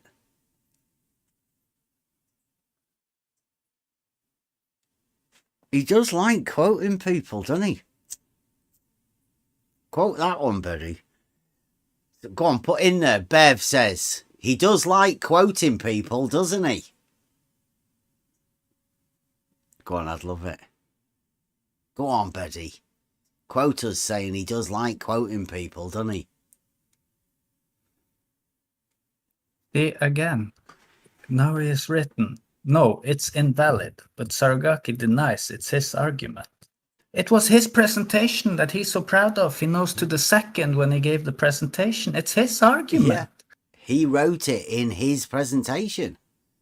He's just wrote it again in the YouTube chat. What's up with it, Betty? I don't think you've said it. You've just said no, it's no good. But I mean, you've not said why or anything. Is he calling himself a liar? Liars must have a good memory. He remembers to the second when he presented this thing. You have to, I guess, because otherwise you might get tripped up by not remembering. Because that'd be really bad if you didn't remember your lies. You get caught out all the time for contradicting yourself.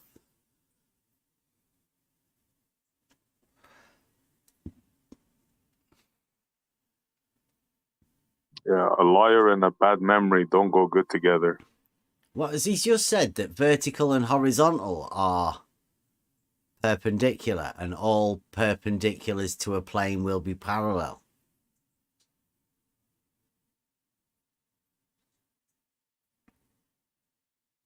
I think I might have said that, Betty. You might. I hope you don't get mixed up.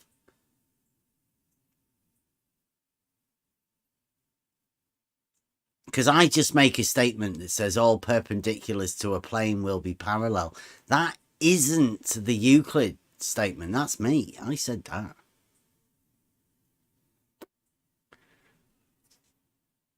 I can distinctly remember making that up to show somebody.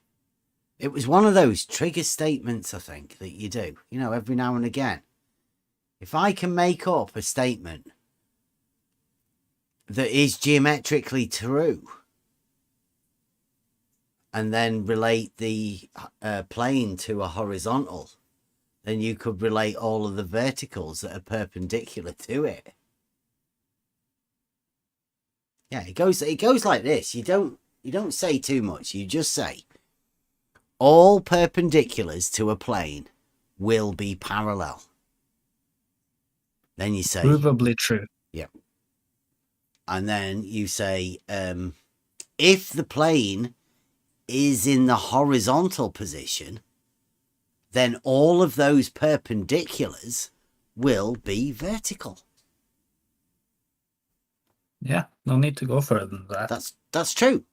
Also. Yep. And then you can quite happily walk away stating the fact that you've said two observably true statements. You don't need to get into an argument about it. You don't need to explain it.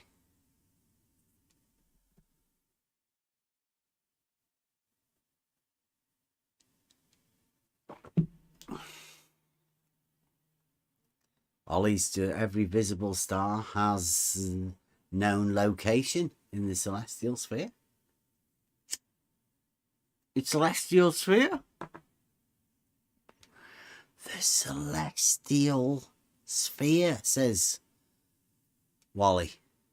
That's how they do it. A fixed location in space.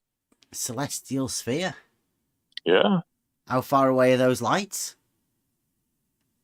I think they presume they're all in the same direction, same location, same distance. Yeah, if it's a sphere, right? Yep.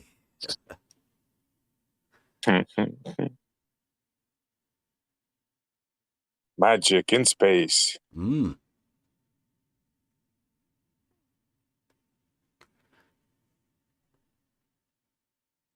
Yeah, Wally's added visible in it. Well done, Sugar Cookie. Ruhif doesn't know that. Ruhif just says every star. Exactly? Where Wally? You think? Where's Wally? You think every star is in the magic book? Surely you don't think that, right? Like Ruhif?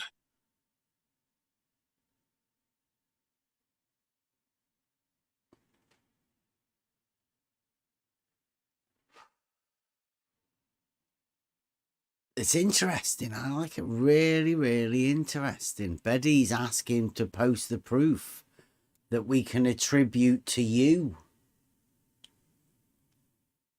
He wants to you, okay. Who is you? I don't know. He's just talking to anybody. But he wants people to post, presumably in the YouTube chat. Again, please post the proof that we can attribute to you. Everybody, if you've got a proof that you want to attribute to you, can you post it in the YouTube chat for Beddy? Oh, he goes by the name of EDB. He said, I want to see Sarugaki's proof next. Saragaki's proof? Wow. Of what? The equivalence? Maybe he's talking about this with this lady with board. I don't know. The verticals and horizontals and the equivalents. I mean, like he said, he's already going to have a meeting with him. Why would he want to be posting that now? We said we're going to have him come round. I can always post the one that you said was unimpeachable last time, Betty.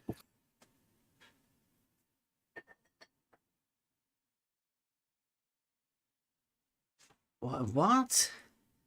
You want You guys should take it Saragaki? easy on Betty. Betty, here's the one that we can go for, right? We've done loads of these sort of things. How about you bring us one of yours that we can discuss? Give us your best proof, Betty. Seeing as you're the best globe logician, give us your best globe proof. What about the globe logical proof that level is curved? A circle. Level is a circle. Let's compete the two.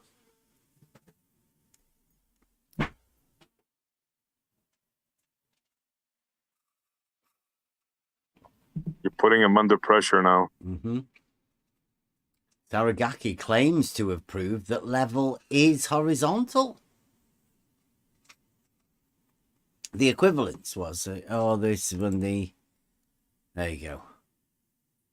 Who has told him that I have claimed that anyway? That's my question. Yeah, he's going to have to account for this next Tuesday. Oh, Betty says he's got no proofs. He merely criticizes proof. So what Betty does is, again, he has no proof. Look, Betty has no proof of his own. He offers no proof of anything. All Betty does is come round and says, give us your proof, give us your proof. And then he says, I'll criticize that.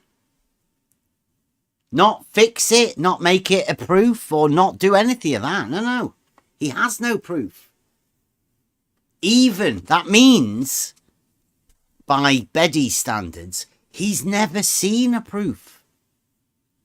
Of all of the proofs he's ever criticised, he's never been able to take one on for himself. So that means that Betty always downvotes everything and makes it a not proof. That screenshot will do, he says. I'll have that to criticise.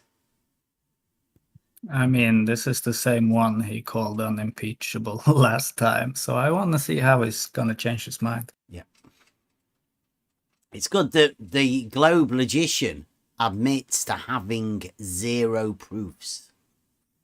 Yep. How good is that? You have a week, baby. Surely you can come up with something simple. Yeah, like simple. Do an easy one, a quick one. Do as a modus tollens for the Earth not being flat, if you want. If that's the best you could do. Yeah, Betty, you've already said, look, he says, I don't downvote anything, only what lacks validity. Which means, like he said, he has no proofs. Not even one of the ones he could borrow off someone.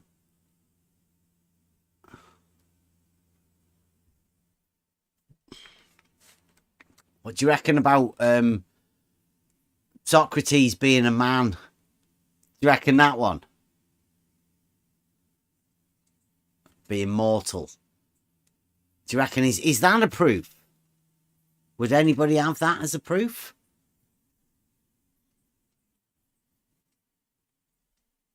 You all right with that now, Betty? You've got that?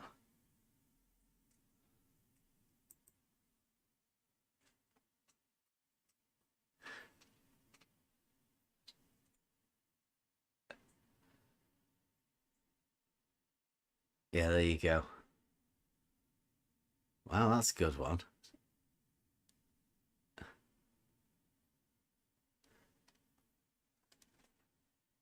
Correct. See, he's admitting it again. Is that because you don't think proofs exist, Betty? Or just because you've never actually took any of the proofs that you've seen on as your own?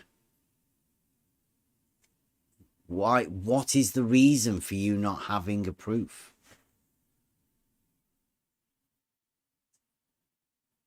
Isn't that what a logician's meant to do, right?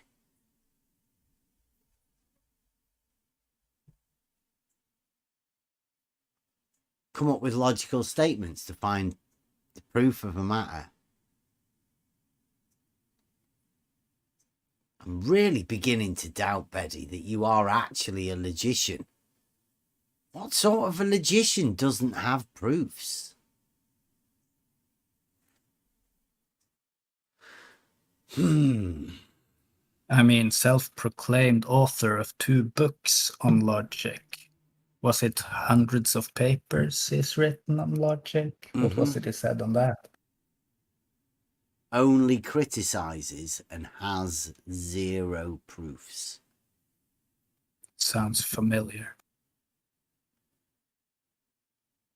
Like agnosticism?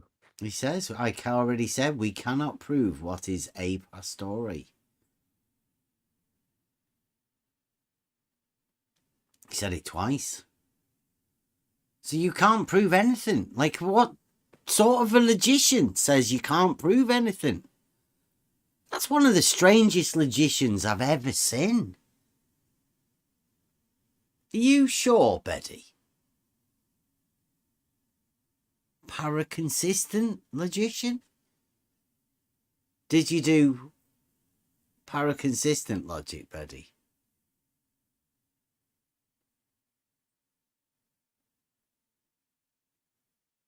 That could be it. That might be it. We cannot prove what is a posteriori. It means that we cannot infer from reality for me, but I don't really understand what he said. I think he's paraconsistent logics. It's only in the 70s, 60s and 70s.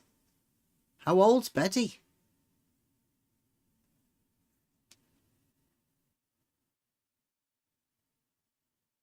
He could have been one of the early students. Paraconsistent logics. Perhaps. You can't refer from reality and you don't have any proofs. What sort of a logician does that sound like? Are you sure you should be coming here next Tuesday, Baby, the way you're talking in the chat? I mean, of course, you feel free to come. I'm just saying. Criticize. Yeah.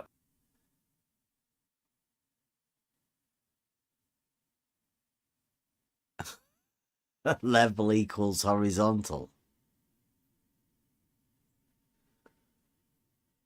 I'll take you through it step by step, Betty. One step after the next.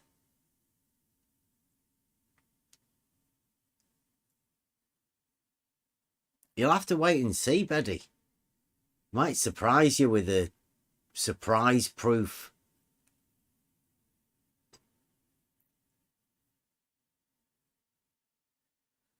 I'm hoping, right, with Betty on their side, and you're going to have some sort of a proof, right? You're helping to sort the Globe Gang out. That level is not horizontal. Because I've got blue marble science. Let me see if I can find that. I'll have a quick look. Because then you can obviously... Is he over in blue ops? I hope so.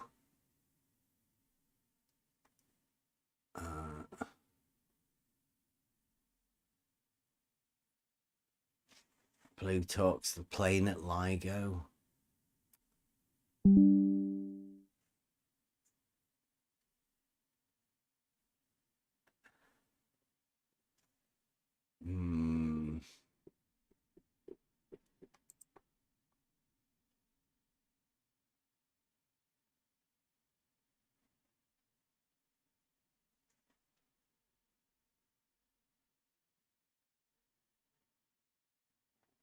Oh, what? I had it somewhere. Oh, blues proof. Sounds like it. 1 minute. Here we go. Right, this is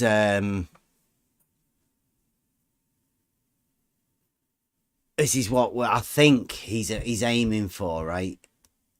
I'm gonna play the clip in the chat. This is Blue Marble Science. I do not have a model other than saying level is horizontal. I do, and my model says level is not horizontal. Brilliant. I say I can prove that level is horizontal. And I say I can prove it is not. Brilliant. It's sloping away the water. Yeah. No, the water level doesn't slope away. Yeah. Blue. Yes, it does. No. Yes, it does. It's level. That's what level is. But it does. No slope. That's right. That's exactly right. We know it how is water level. We flows. agree with that. It is level. Yeah, water it's flows. All the same. Doesn't it? Potential. Down. It's all at the same potential. Water wouldn't slope away. All the elevations will be the same, but they're dropping away from that horizontal that is perpendicular to the surface normal at the point you put your auto level. That's just the way it is. Right, there you go. So I think that's what Betty is doing. I said that I could prove that level is horizontal, and Blue said that he could prove that it isn't. And I think that's what Betty's doing. He's seeing what sort of proof we've got that level is horizontal, because there's going to be fucking loads of them. Because, like, that's what happens when you have a truthful thing, that there's loads of proofs to back it up. Blue says that he has a proof that level isn't horizontal. And I think that's what Betty's come in for now. He's seeing how strong the opposition is for Blue. Because he will definitely be helping Blue out with a logical proof for Blue's claim of his proof that level isn't horizontal. I mean, he's done loads of videos saying that it isn't. So it's about time Blue came up with the proof to back his statement that level isn't horizontal. It's going to be good. It's going to be good. We get down to the logic battle off now, Betty. 2022. Yeah. Year of the proof. Yeah. You ready for it, SE? Time to go. Overdrive. Let's go. Year of the proof. We're talking about level being horizontal. We're talking about perpendiculars, parallels to planes, all of that sort of stuff. And the globe side, obviously, with Betty heading them, a proper published logician, teacher, ex-teacher of logic, that has admitted to having no proofs, which is a little bit strange, but he's definitely going to be able to help Blue Marble Science out to find his proof that level isn't horizontal. Yeah, I think the time is better spent going and helping Blue out, because we are already a group of people here helping each other out. I don't think. Yeah. You're all right now, Betty? Yes, next week. He keeps posting the same stuff. Isn't he? Yeah, it's like, calm a down. kid. Yes, next week. And that gives you a week to help Blue out. Because no doubt you're wanting to see what the competition's like. So you can help Blue Marble Science with his proof. Yeah, it's going to be the big proof off from now on. I don't know whether Blue was ready for this, but it seems like Betty's wanting to help you out, Blue. I don't think I've ever heard anybody else say. I mean, like, Betty also admits he's got no proof. The only person that I've ever heard is you, Blue Marble Science, saying that you have a proof that level isn't horizontal. Perhaps you should go and have a word with Blue. Betty, have you criticised Blue's proof about level not being horizontal? I think that should be okay. He's not helping Blue out. He's not. What? Go and criticise Blue then. Will you criticise Blue's proof? Have you at least seen Blue's proof? Will Blue show you his proof before Saragaki's or after Saragaki's, Betty?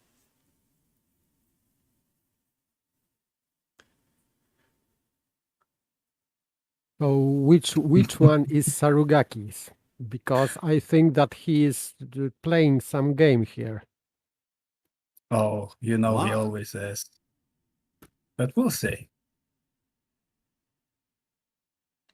Yeah, well, no, but I've said I've got a proof, but Blue Marble has said he's got a proof that level isn't horizontal. So there's two competing theories there, right?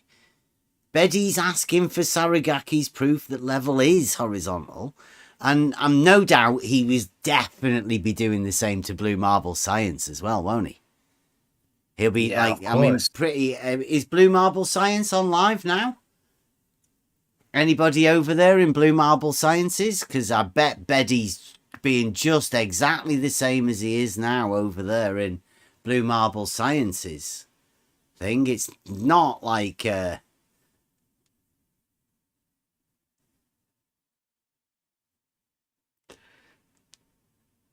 It'd have to be fair, right? No way that he could be this triggered coming over here and doing this.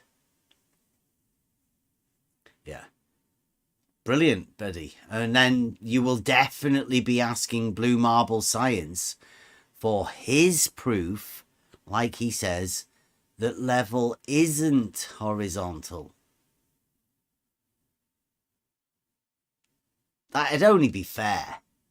I'll play it again. Just the beginning bit. I do not have a model. Other than saying level is horizontal. I do, and my model says level is not horizontal. Brilliant. I say I can prove that level is horizontal. And I say I can prove it is not. There you go. Blue Marble Science says he can prove that level is not horizontal. So that sounds like a challenge to me.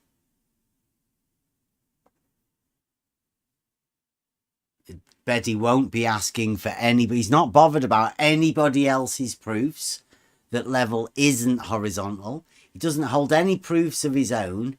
He just wants to see Saragaki's proof to criticize it.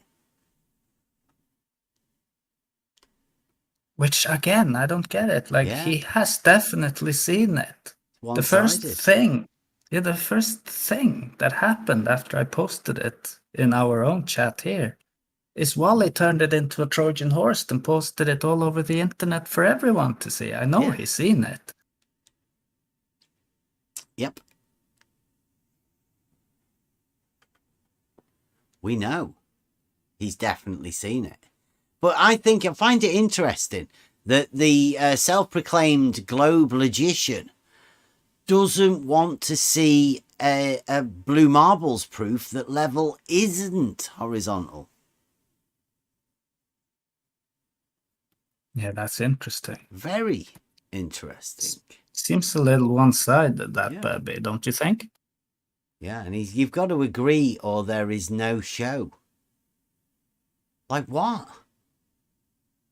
You're coming round on Thursday next week, Betty. Like, what's going on? There was really nothing ever stopping him from just coming here and criticizing anyway. So what's the problem, baby? He doesn't want anything Wally's posted. Well, that's good. Yeah. He just wants to discuss your proof. Even though Wally's probably posted your proof. Definitely.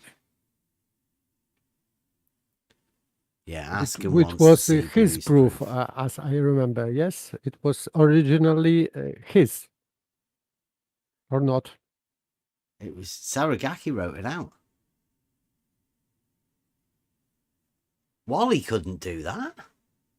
Wally doesn't have the brains to do that. They don't think that proof exists. They're like Betty. Every glober we've ever met says proofs don't exist. Apart from Blue that said he has a proof that level isn't horizontal.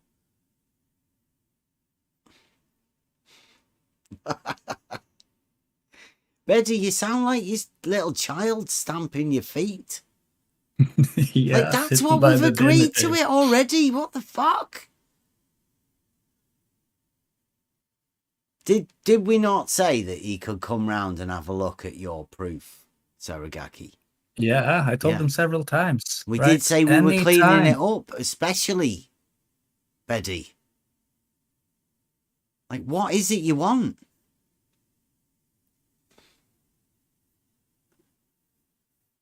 It's George. This has got nothing to do with the shape of the earth. Verticals, horizontals, plumb, and level.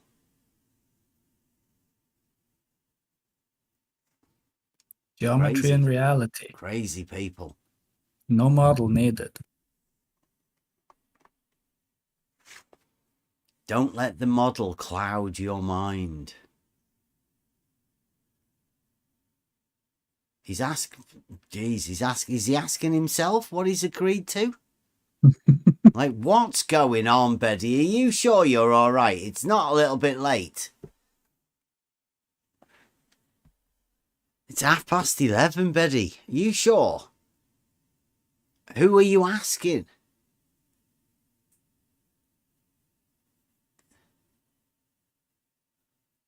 This is crazy.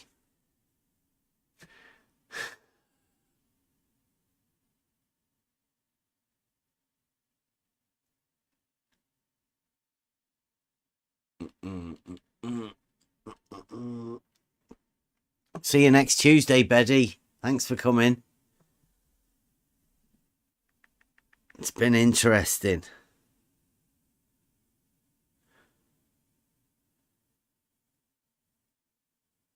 I did have some really weird statements of things that coming in today.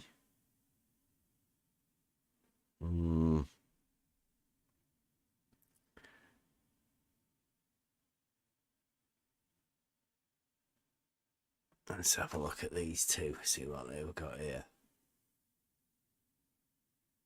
I can science that. Talking to asking.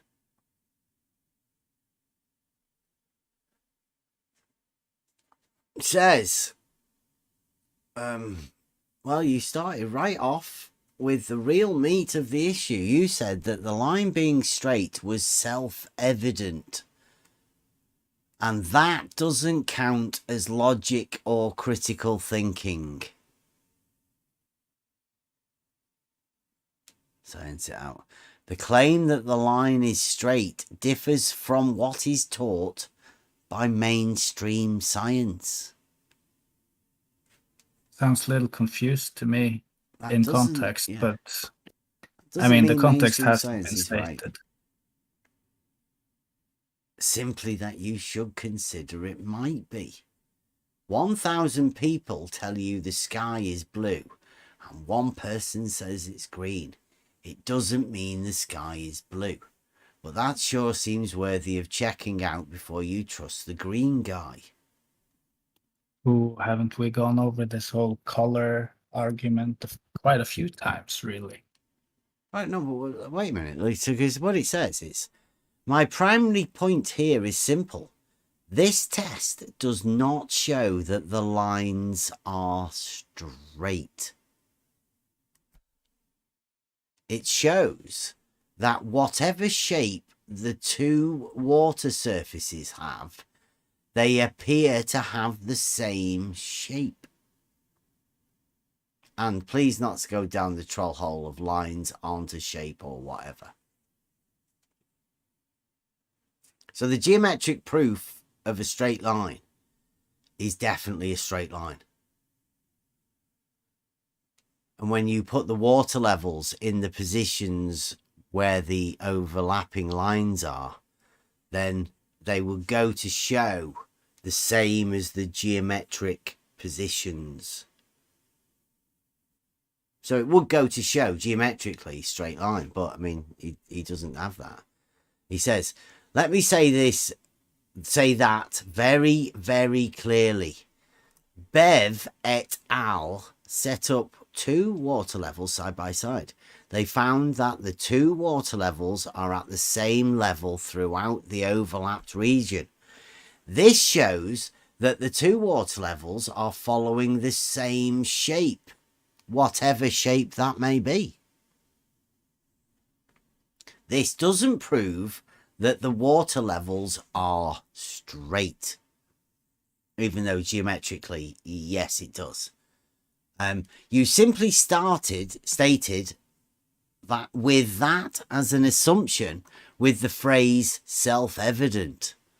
If the water levels were truly known to be straight prior to this test, then the test would not be necessary or useful. This is just circular logic. I'll read that again. This doesn't prove that the water levels are straight. You simply started with that as an assumption with the phrase self-evident. If the water levels were truly known to be straight prior to this test, then the test would not be necessary or useful. That is circular logic. Now, let me state this very, very clearly. The test is a shared straight line segment test that we use water levels for, because water levels are tools that establish a horizontal plane. Our test is just a Euclid test. We use the known straight horizontal planes of water levels to do the test. Nothing else. So he's not finished. He says, if the water levels were truly known to be straight prior to this test, as he thinks that they weren't, If the water levels were truly known to be straight prior to this test, then the test would not be necessary or useful. What does that mean? But anyway, he takes us through this. Right. Number 1, line A is straight. Number 2, line B is straight. Number 3, lines A and B overlap. Line A and line B form a single straight line. Line A is part of the line A and B, and part of a straight line is itself a straight line. Number 6, this proves that line A is straight. That was point 1, circular. I don't know how we got a circle out of that. It says very clearly point 6 is predicated on number 1.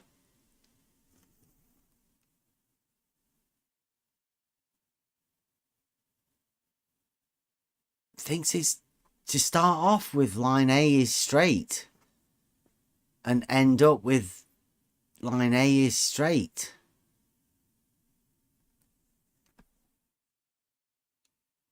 To show a shared straight. I mean, it's not wrote brilliantly. No, he's just repeating. But why is it circular? Because he ended up with A is straight as number 6. Yes, because he repeated what he what he wrote in line in the first point. Yeah. So he's making circular reasoning, Yeah. not you. Yeah, he's done this himself. But this is the important bit there, is if the water levels were truly known to be straight prior to this test. If, he says, if.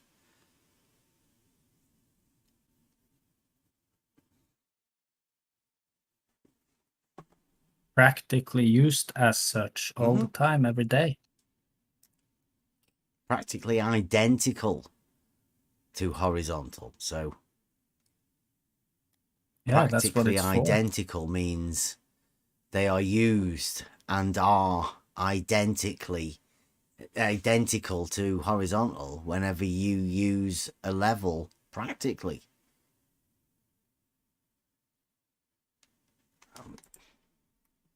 And he still don't recognize that these levels are linked together. They are communicating vessels. And he didn't think it over, I think, because he doesn't realize that even if the ground is uneven and these conduits are uneven, it would produce the same effect, because you don't need really straight bottom of these vessels. So I cannot see the problem here. Well, his model is the problem. But they don't even know why it's a problem. They just know that their model says it can't happen. Oh, George is out. See you later, George. You put in your bit of shifting. Anyway, did well.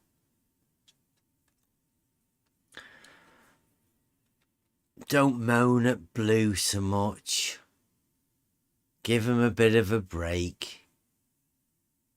It's going through a hard time at the minute. Imagine, even Beddy says he's not going to help Blue with his proofs. That must be tough.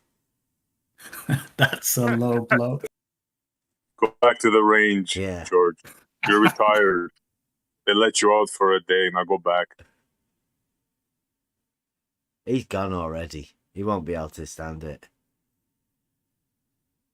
Too much common sense in one place. Right, I think we're going to end it now. Tuesday, what day is it tomorrow? Hump day. Hopefully we can get some trivium done. We'll find out. We'll have a look at some fallacies or something.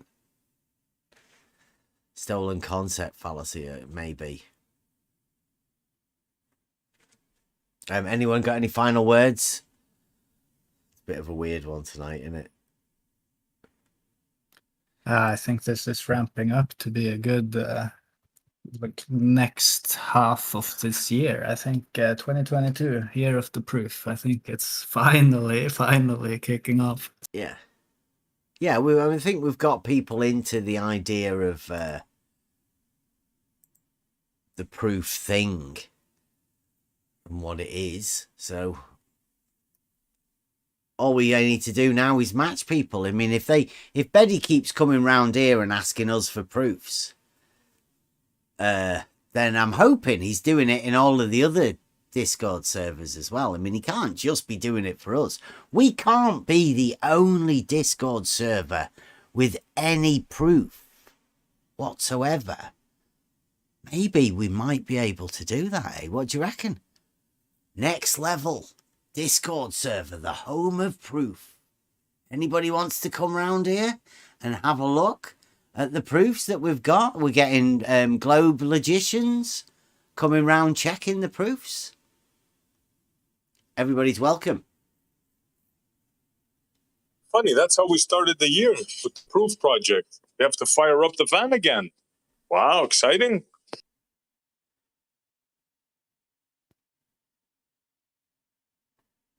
But disappointing, though, because there wasn't... What was that? Oh, sorry. I said a little disappointing, though, because if I remember correctly, there wasn't too many proofs out there.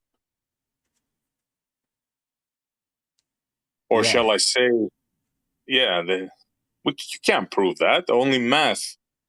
Some people, but most people were saying only proof in maths. Maths, geometry, logic. All the same thing, really, isn't it? Mm-hmm. Yeah. Okie dokie. So, fallacies and hopefully some trivium stuff tomorrow. Hump day. Or maybe we could just go for the hump. Who knows? 2022, year of the proof. Buster's singing us out. It is probably the single most important mathematical idea of all. The notion of proof by circle and line or ruler and compass construction means that geometry can be known about in a way that is different from knowing about physical things, and so makes geometry epistemically differentiated. Furthermore, starting from circles and lines alone and constructing a relationship using circles and lines alone makes the conclusions certain in a way that nothing else was at the time. In geometric reasoning, the argument and the conclusions were made supremely clear and evident to the senses. Indeed, the concept of proof, a mechanism that gave a warrant for claiming geometry to be perfectly and absolutely true, made geometry the very paradigm of what we mean true and certain knowledge to be. In effect, in our understanding of nature, true means true like geometry is true. Come go with me. Open your mind.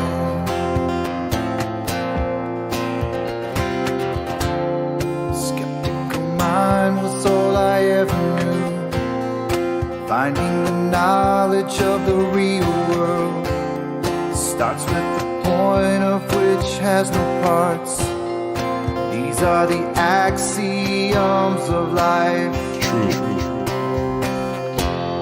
And I take my chances with the old ways, finding the proofs in geometry. Perfect. And I don't care what all the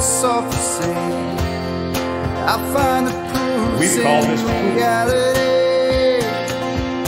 They were right.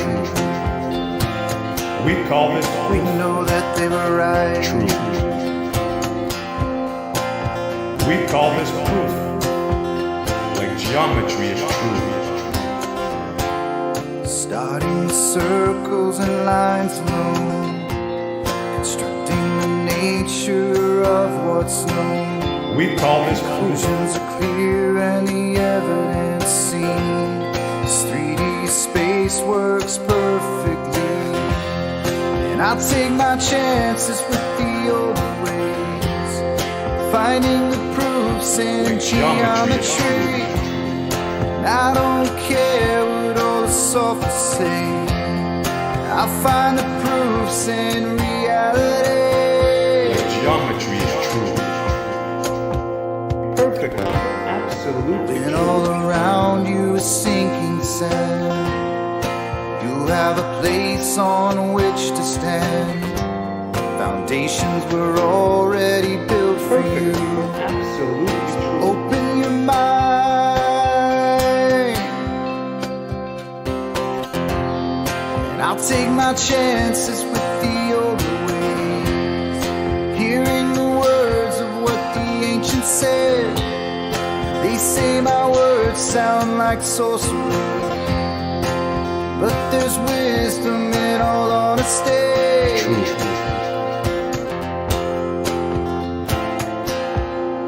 Come go with me.